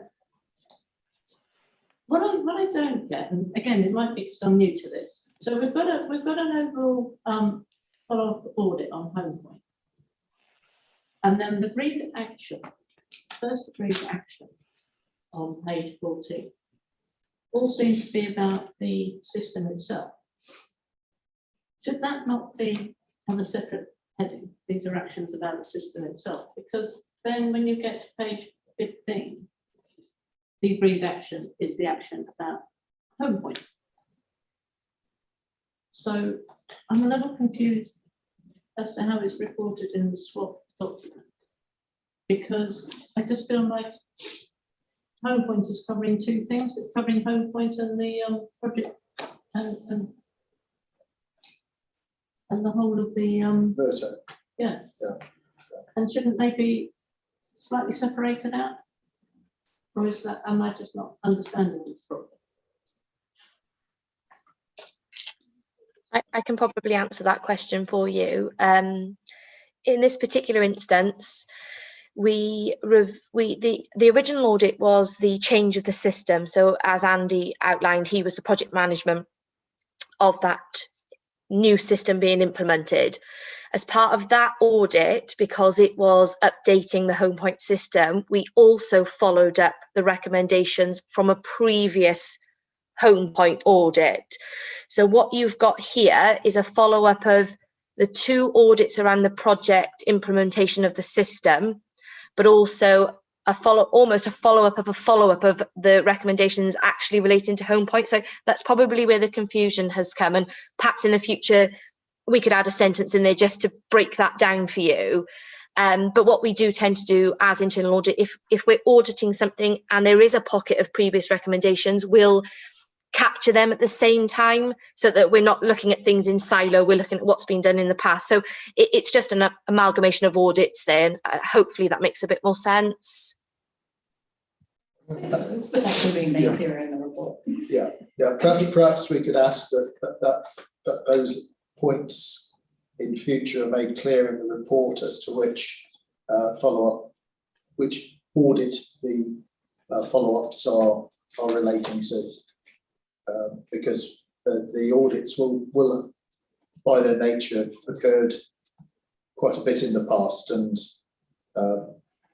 The corporate memory may be good, but we can't always recall the precise detail of an audit that was in history.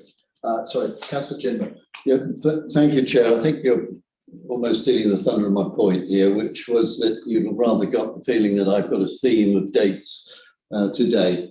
I know that these are follow-up audits. Well, actually, what we're talking about is many of these have been found in an audit previously. So the items possibly have been running for a considerable long time.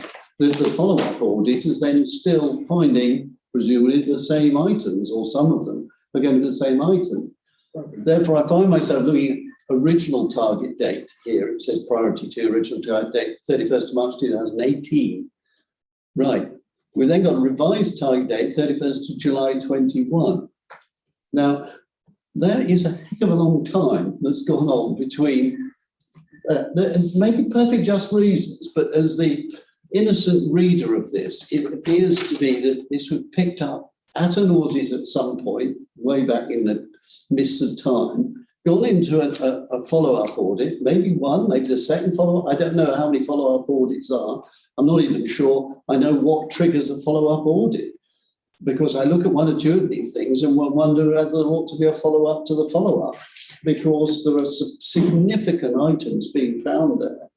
And I'm thinking to myself, well, would I want that to be happy at that target date, or should there now be another follow-up recommended on the back of that target date, hopefully saying that everything has been done? I mean, the Section 106 is a good example. There's so many items in there that I want to try to instill perhaps a little more sense of timeliness and a little more reporting, that we can be comfortable that these things are actually being sorted out.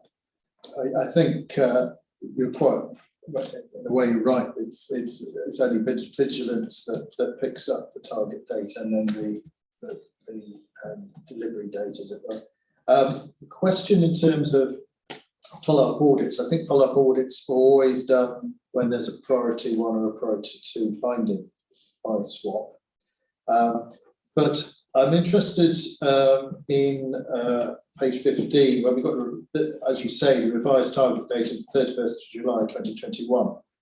How do we know that is achieved, apart from, because will there be a follow-up audit to, there won't be a follow-up audit to the follow-up audit, I'm presuming, if this action is, I'm not clear how we record this action as being complete, is my comment really following Councillor Jim.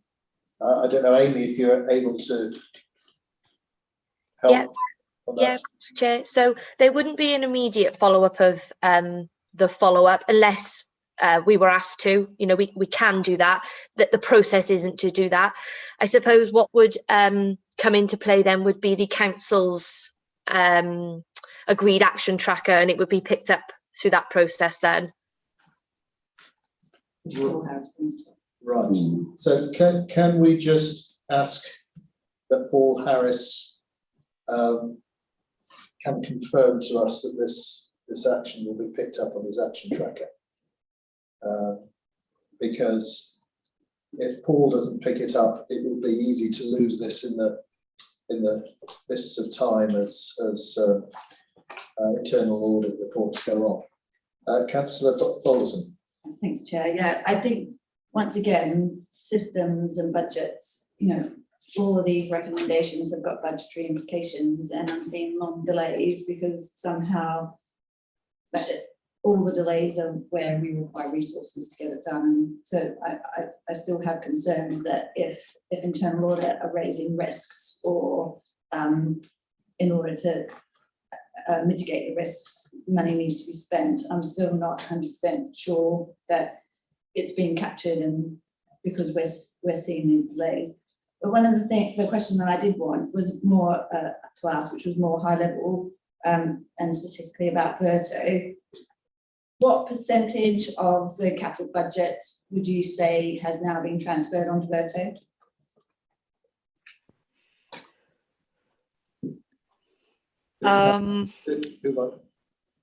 Sorry, thanks, Councillor. I think at the moment, it's probably around 50% of the capital programme lines are on there, at a rough guess, because the PMO team as a whole aren't across all of the capital projects at the moment, because we just don't have the resource.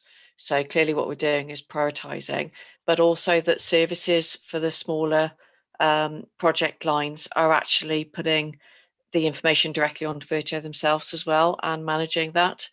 So I don't have the exact figures to hand, but I seem to recall it was roughly about 50% of the capital lines. Is that a reasonable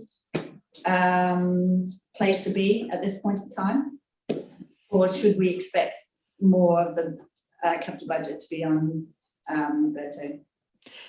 I think absolutely we should expect all of the capital budget to be on Virto, but it's a matter of resourcing at the moment, and we are desperately doing recruitment drives, and it's really difficult to find people at the moment. So we're widening our net, and we'll be doing recruitment drives every 2 months, not just for project managers, but also for project support, so that we can tackle the Virto issue that way, and the meetings and the arrangements to take the pressure off the project managers that we do have, so that they can cover more work. So we're trying to address the resource issue in lots of different ways at the moment. But certainly, because we've spent time getting the new process up and running, and to try and make it relevant so that it suits our needs, so that we can have a greater visibility and ownership of projects going forward as a partnership between the directorates and the PMO. We are in a dual track situation, so we do have an interim period where we have new projects that we're bringing through on the new system, but there are existing projects already in the capital programme that need that help and support and migrating or retrofitting into the new system. So it is a labour of love probably for the rest of the financial year, and we're really hoping that that next financial year on we'll be in a much stronger position.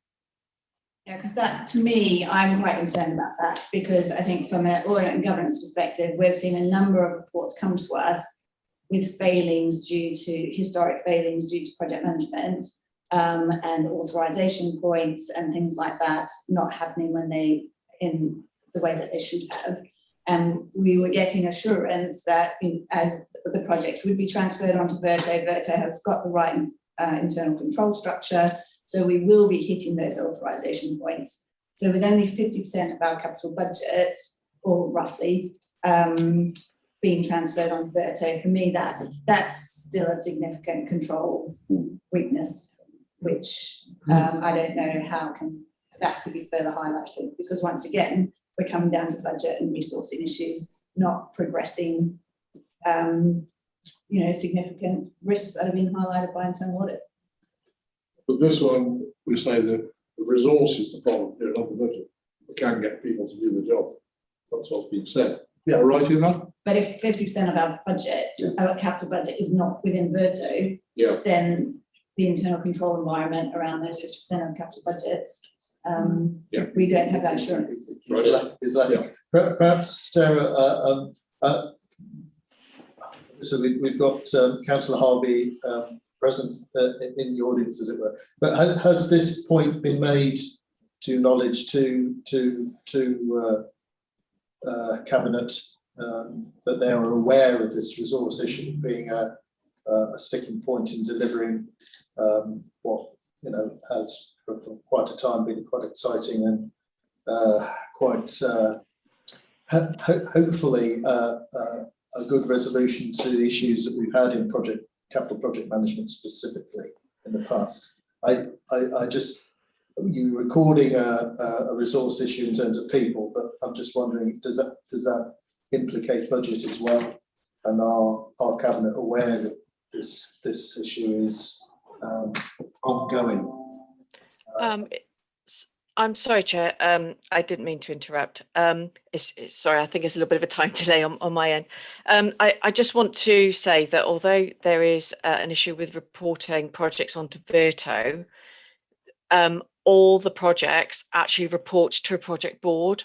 So there is a level of scrutiny that the chairs of the project boards and the project managers can provide to projects. So it's not as if they're sat in the wilderness.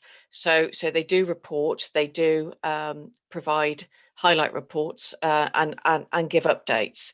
And I'm not aware of the full figure. I can clearly verify that. And it's also important to understand that the capital budget lines, sometimes there are projects, lots of projects that fall out of the line. So there will be more projects than there are budget lines.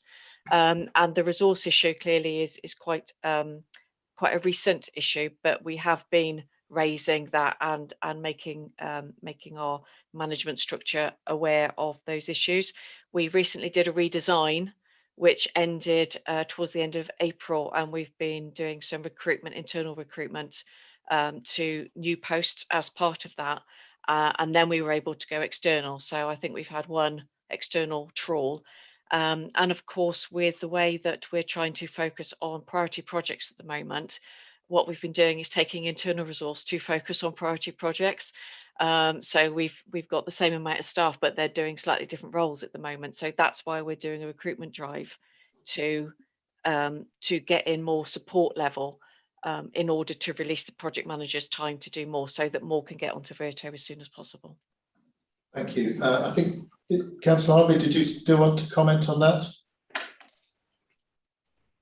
Yes, if I may, Chair. I mean, clearly we inherited a mess in 2019 where an awful lot had been promised to audit and governance, because I used to sit on the committee, and you know, we were promised that following Blue School House, that the project management culture was going to be, you know, embedded in the organisation, and everything was going to go on Virto, and, you know, it was all going to be really tightly handled, and the mistakes of the past would never be repeated. Well, you know, that wasn't what we found when we came into administration. And since then, you know, it's taken a while to undertake the research that was needed in order to generate and create the project management office, and to put in place the project management and programme board structure, which is now there. When Sarah talks about it being a resource issue, it's not about money.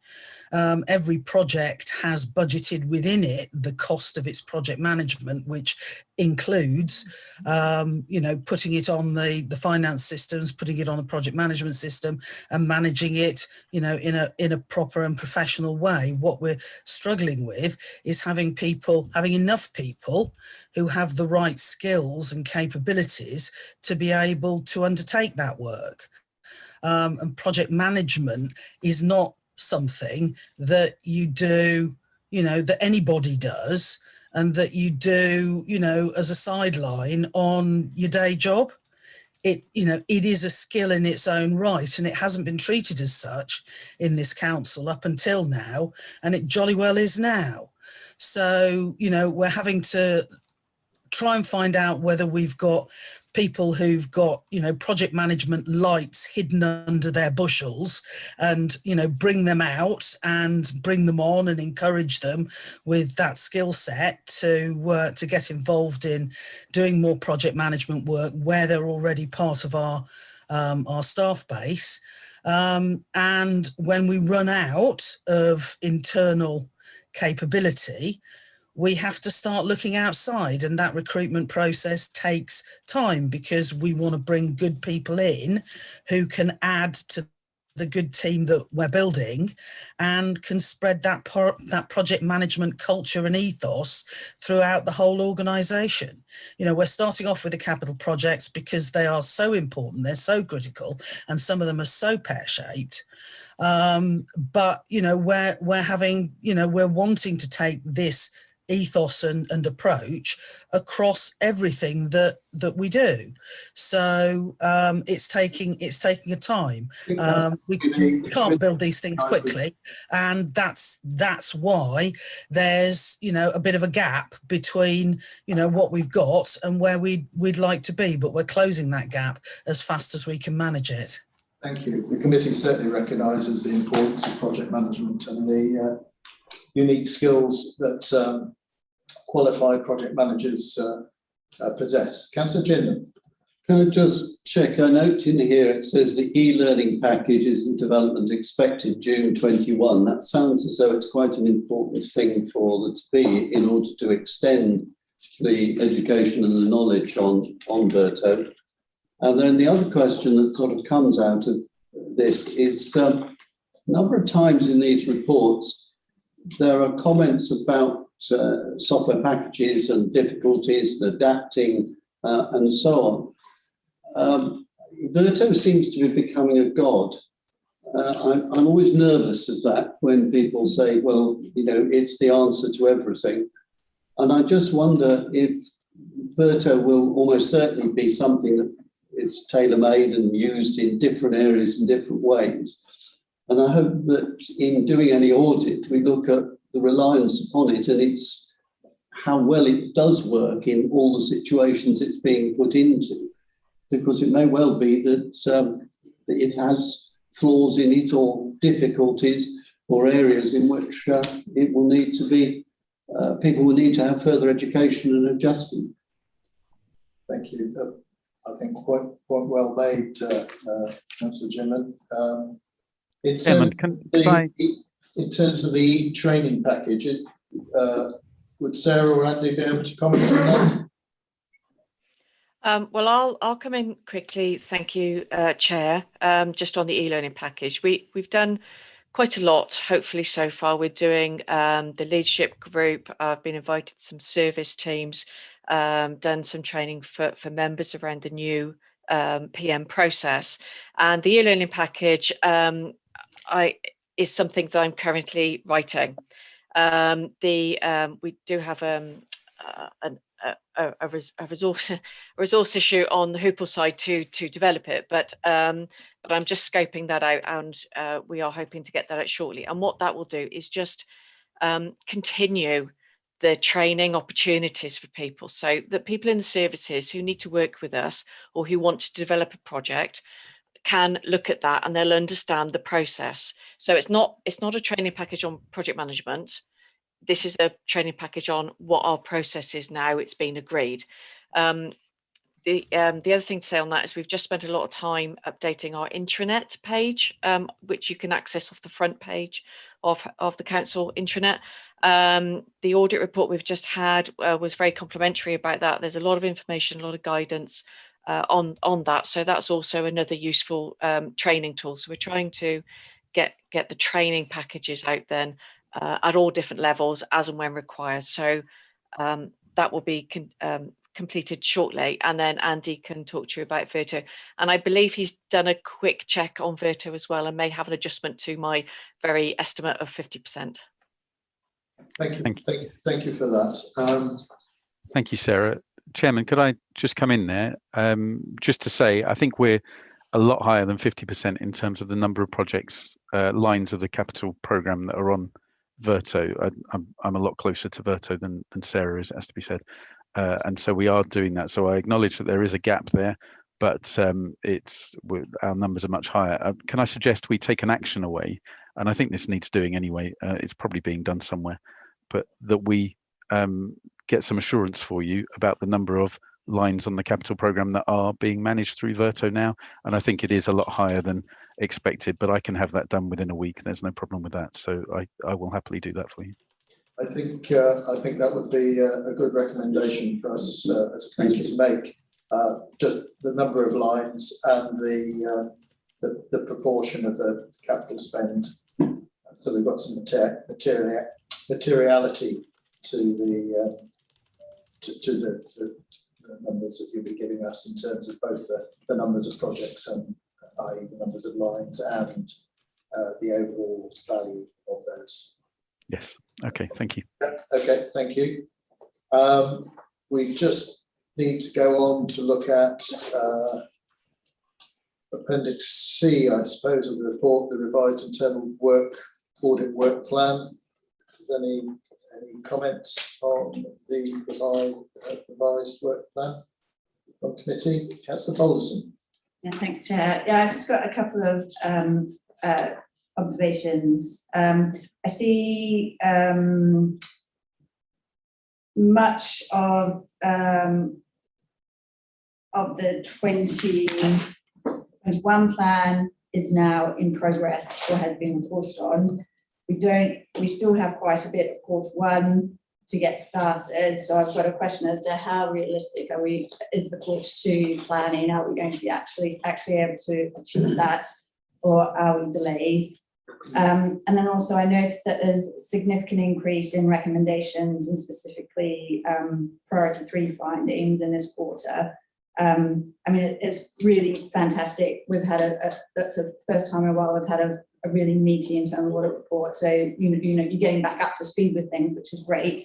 So I don't know whether it's because you're getting back to business as usual from the internal audit perspective that we're now starting to see the number of recommendations increasing, or whether it's because you've changed the scoping of how you do your audits on a quarterly basis. So I just wanted to get some comments, not only about the Q2 audits and whether we are actually going to achieve those and get those done, and also around the increase in recommendations, because it's quite a spike to the last few quarters. Thanks, Councillor Balderson. I think, and I'm sure Jackie can correct me if I'm wrong, I think the spike that you can see in the recommendations is based on us getting the 18 through. I think going back into the more, I mean, the pandemic is still here, but as we go back in time, we're coming out of it, aren't we? And I think what happened is we were able to round off quite a lot of audits in one go, which accounts for that quite big spike in recommendations. And obviously, generally what we find, some audits we will find more things than other things, but I think largely that's just down to how many audits we got done in the time scale. We are behind. I don't think I can sit here and deny that at all. As I said in my update, we are concentrating on 2021 so we can get that annual opinion done. And then it'll be a matter of working through Q1 and Q2, but pulling out where we need to meet other deadlines. So, you know, they've got the grant certification deadlines. But I think overall, we should be able to achieve the plan. Jackie, I think you can correct me if I'm wrong there. Yes, thanks, Amy, and thanks for your question, Councillor Balderson. It's a very valid question. As Amy has said, we are behind with the plan. I'm not going to sit here and say we're not, because I'm not be telling the truth. But we have appointed a new member of our team. Last year, we were resourcing-wise, we were one member of our team short. We have appointed a new member of our team who has been with us now for about 4 weeks, so starting to learn all about internal audit. So we hope that with additional member of staff as well, we'll be able to pick up on some of that backlog and move things forward as quickly as possible. Thank you. If there are no other questions on that, I'll just turn. Oh, sorry, Councillor Matthews. Yeah, you're on Appendix B, are you? We're just going through well, we looked at Appendix C rather than Appendix B. Appendix C, which deals with the revised internal audit work plan. This is the one I mentioned to you, Chairman. If I'm jumping the gun a bit, you carry on. I'll soon be told. I'm on page 29. All right. Yep. Right. But what it is, and whether the officers or anyone can enlighten us, they probably won't be able to for some reason or other. But loss of monies, children's special investigation, final report. That doesn't tell us much, because we've raised this issue several times. There's quite a considerable sum that was being investigated and looked into, and it's been going on for far too long. Are you able to enlighten us any more on exactly what the outcome was?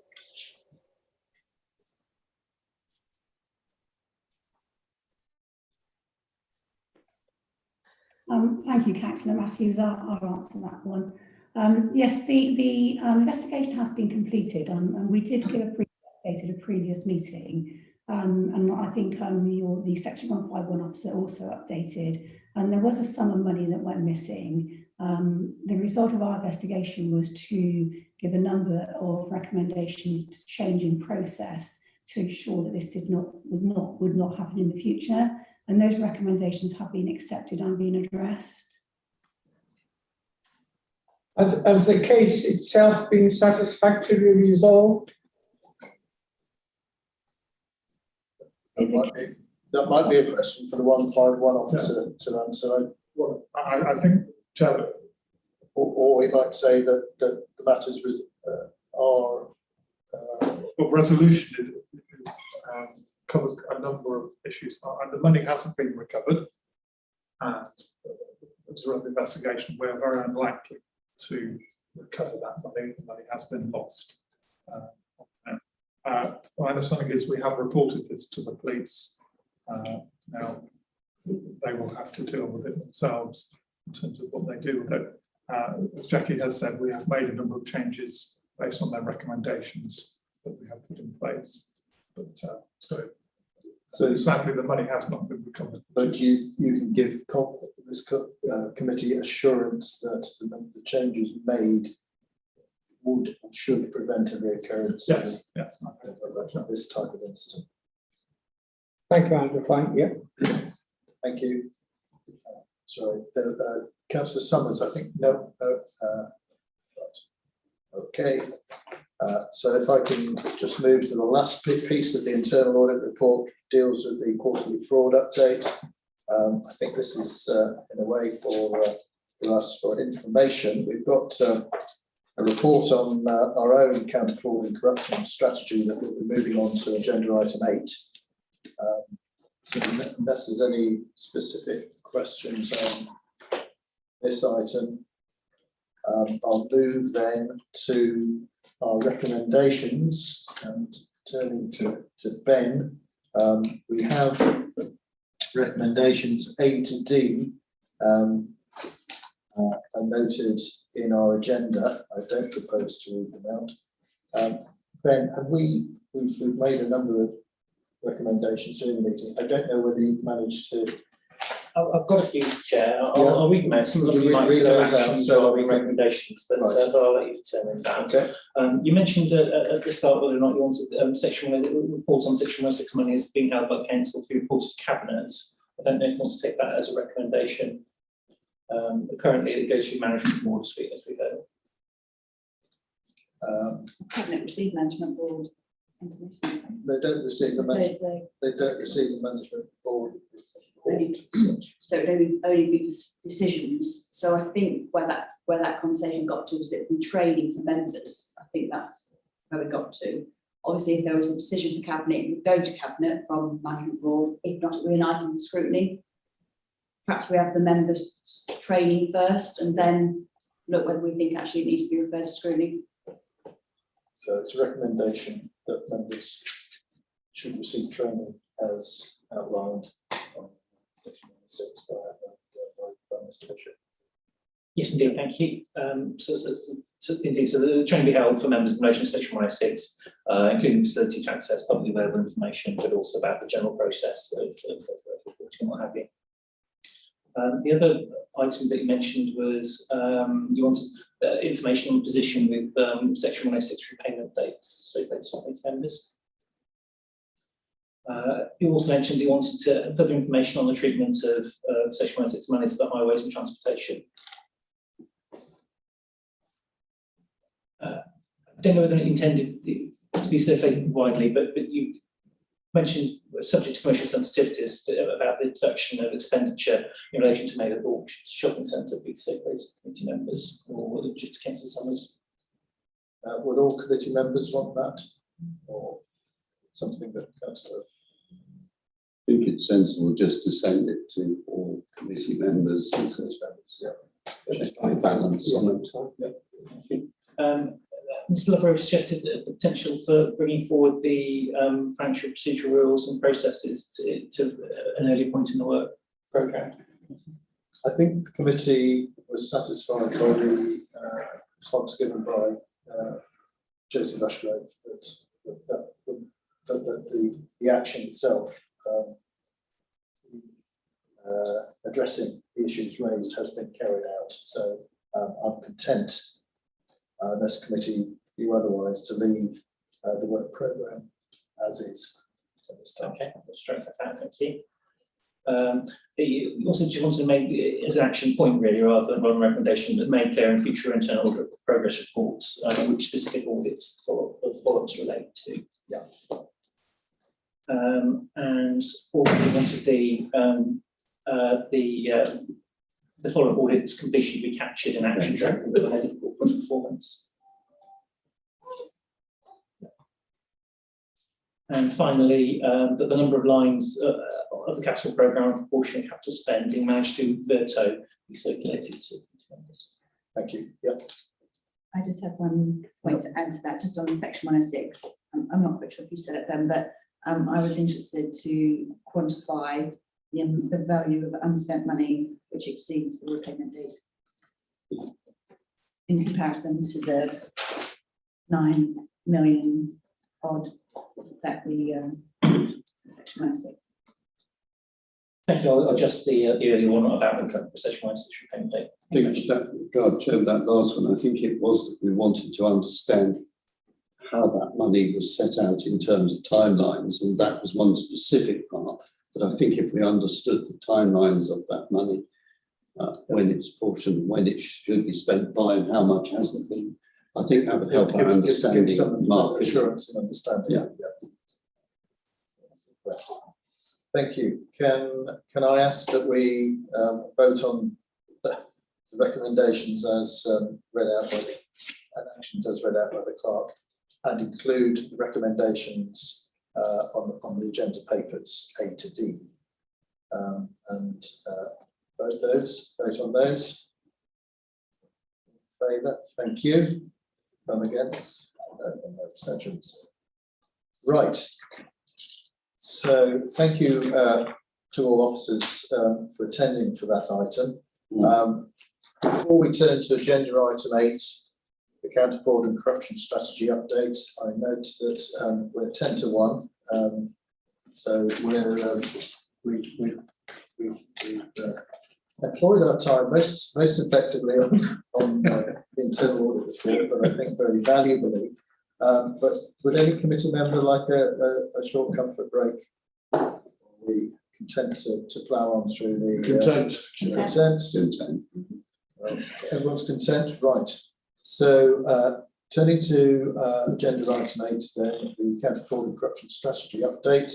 Purpose of this is for the committee to review and approve the updated counter fraud and corruption strategy 2021-24 attached appendix A. Consider recommendations for improvements. Now, I remind committee that this strategy has already been before us. In fact, this document comes before us following our initial review at our meeting on the 26th of January 2021, not that long ago, and hopefully the report now incorporates the comments made by the committee at that date. I would invite either Josie or Jonathan Nelson, the counter fraud specialist, to comment on the updated report. I don't think we probably need to go through it in as much detail as we did at the meeting in January, but obviously if you want to make comments on the changes made. Jonathan or Josie, are you? Yes, certainly. Good afternoon, Chair and committee. So I'm counter fraud specialist. So yeah, I mean this was a report that was provided to committee in January, so not too long ago. There was a number of recommendations, quite minor, I think, in terms of what was recommended, all of which has been addressed in the revised reports that's been provided to you today. Would you like me to go through the recommendations, Chair, or are you happy for me to just confirm that they've been amended? Well, perhaps if you just take us through the recommendations and yeah. How you modified the report would be useful for us. Yeah, certainly. So, I mean, one of the recommendations was to modify the flow chart and the fraud response chart just to include a lessons learned feedback to management. Now that's on page, bear with me. Page 15. Yeah, page 15, so 75 of the document, agenda document. So what's happened there, what I've adjusted the flow chart here is where it's got whistleblowing function under the first, the yellow start section under phase 1. I've added a part here for the assessment by monitoring officer. So where you've got the whistleblowing function as a potential reporting avenue, if a fraud is reported through that function, it will be assessed by the monitoring officer first before going to the counter fraud team, because any number of different referrals might go through the whistleblowing function. We do acknowledge that it is an avenue in which fraud can be reported. However, it needs to be assessed that it is potentially a fraud referral before coming back to the fraud team. So that was something that was added to this.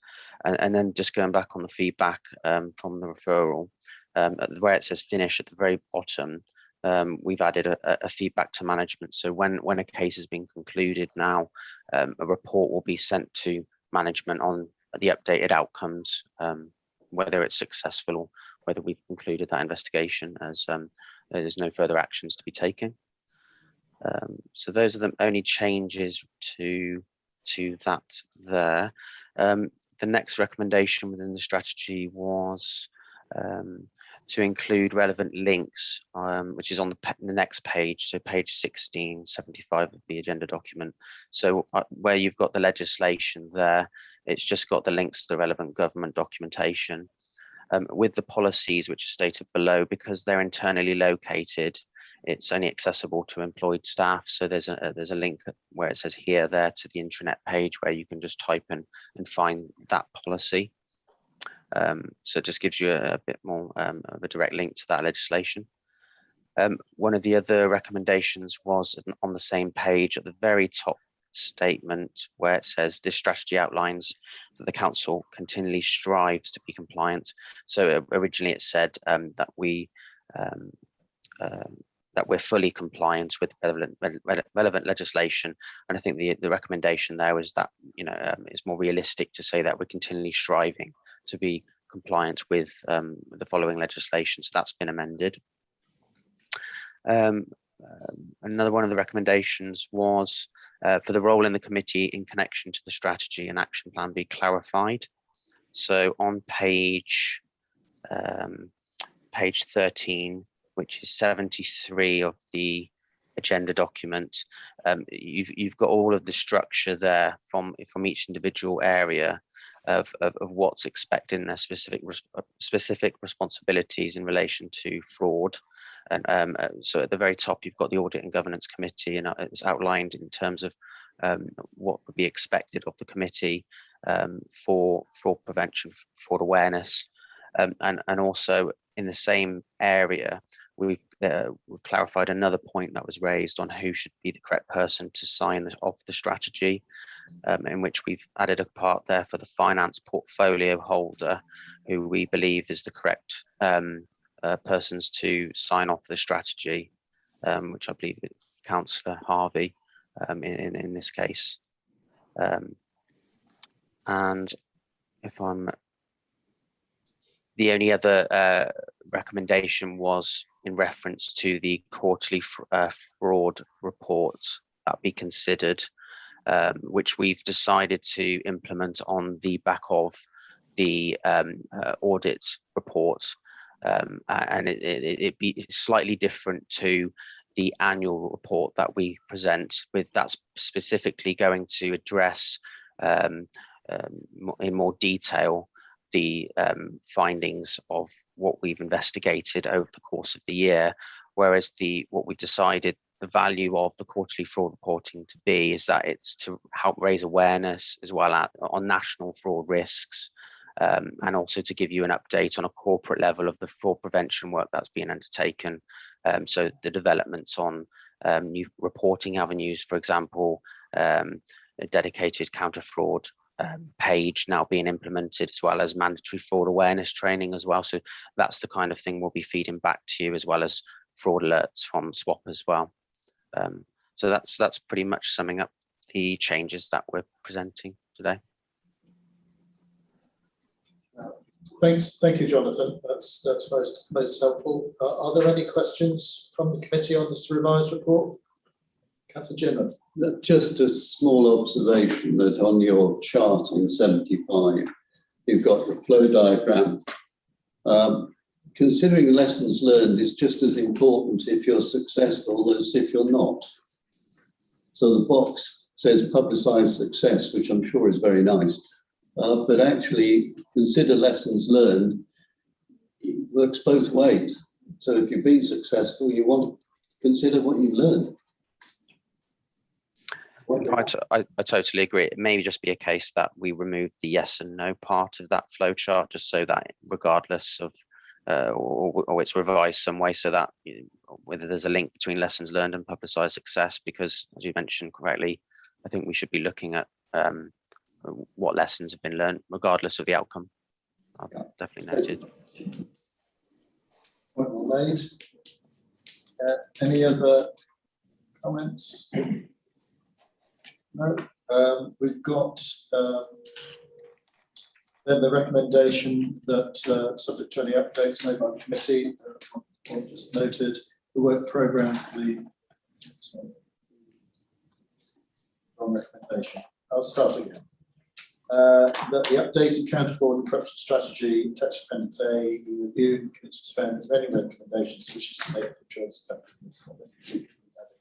any recommendations other than a comment about those two boxes. So can I just have a show of hands to say that we approve this document? Thank you.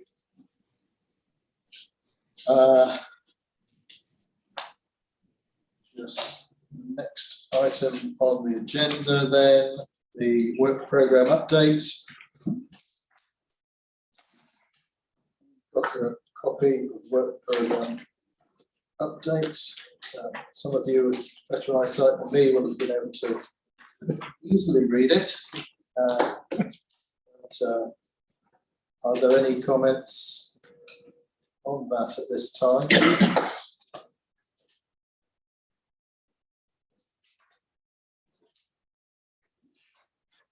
I only have one comment, and it's as we now return to meeting in person, perhaps request to the clerk if this document could be printed out on A3 and sent to committee members. I think trying to read it even on the computer screen means you've got to zoom in and zoom out and work around. Having it on an A3, single A3 sheet of paper would be or in landscape, yeah, so that we can more easily review it. So, Councillor Bartlett. Yes, so I'm just wondering on, and this is looking at the meet, page 81 of that. So this is the one that we want in A3, isn't it? Yes. Were the, it's obviously it's in grayscale at the moment. Were actions colour coordinated? So that so that in final it's a different colours of draft, etc. So I just wondered whether at one time there was a colour coordinated version of this, or it's just we still have to read it. We can't just know that yellow is a draft and blues are final. I just wondered. Maybe I'm you know. Well, I think because we've all got a colour license now. Yes.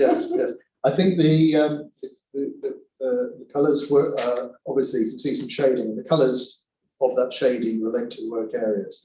The bars indicate when the item comes before committee, and I don't think there's any. Never any colours. Specific colour.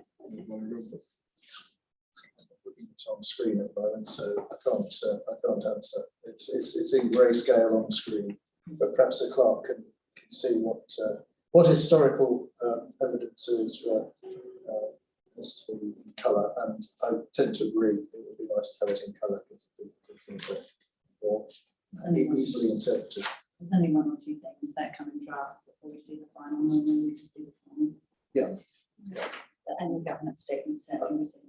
And sometimes they come before us in the final and we send them back because they're not quite right. Yeah. Right. So subject to the updates which we've not made, we're happy to programme for the audit and governance be agreed, and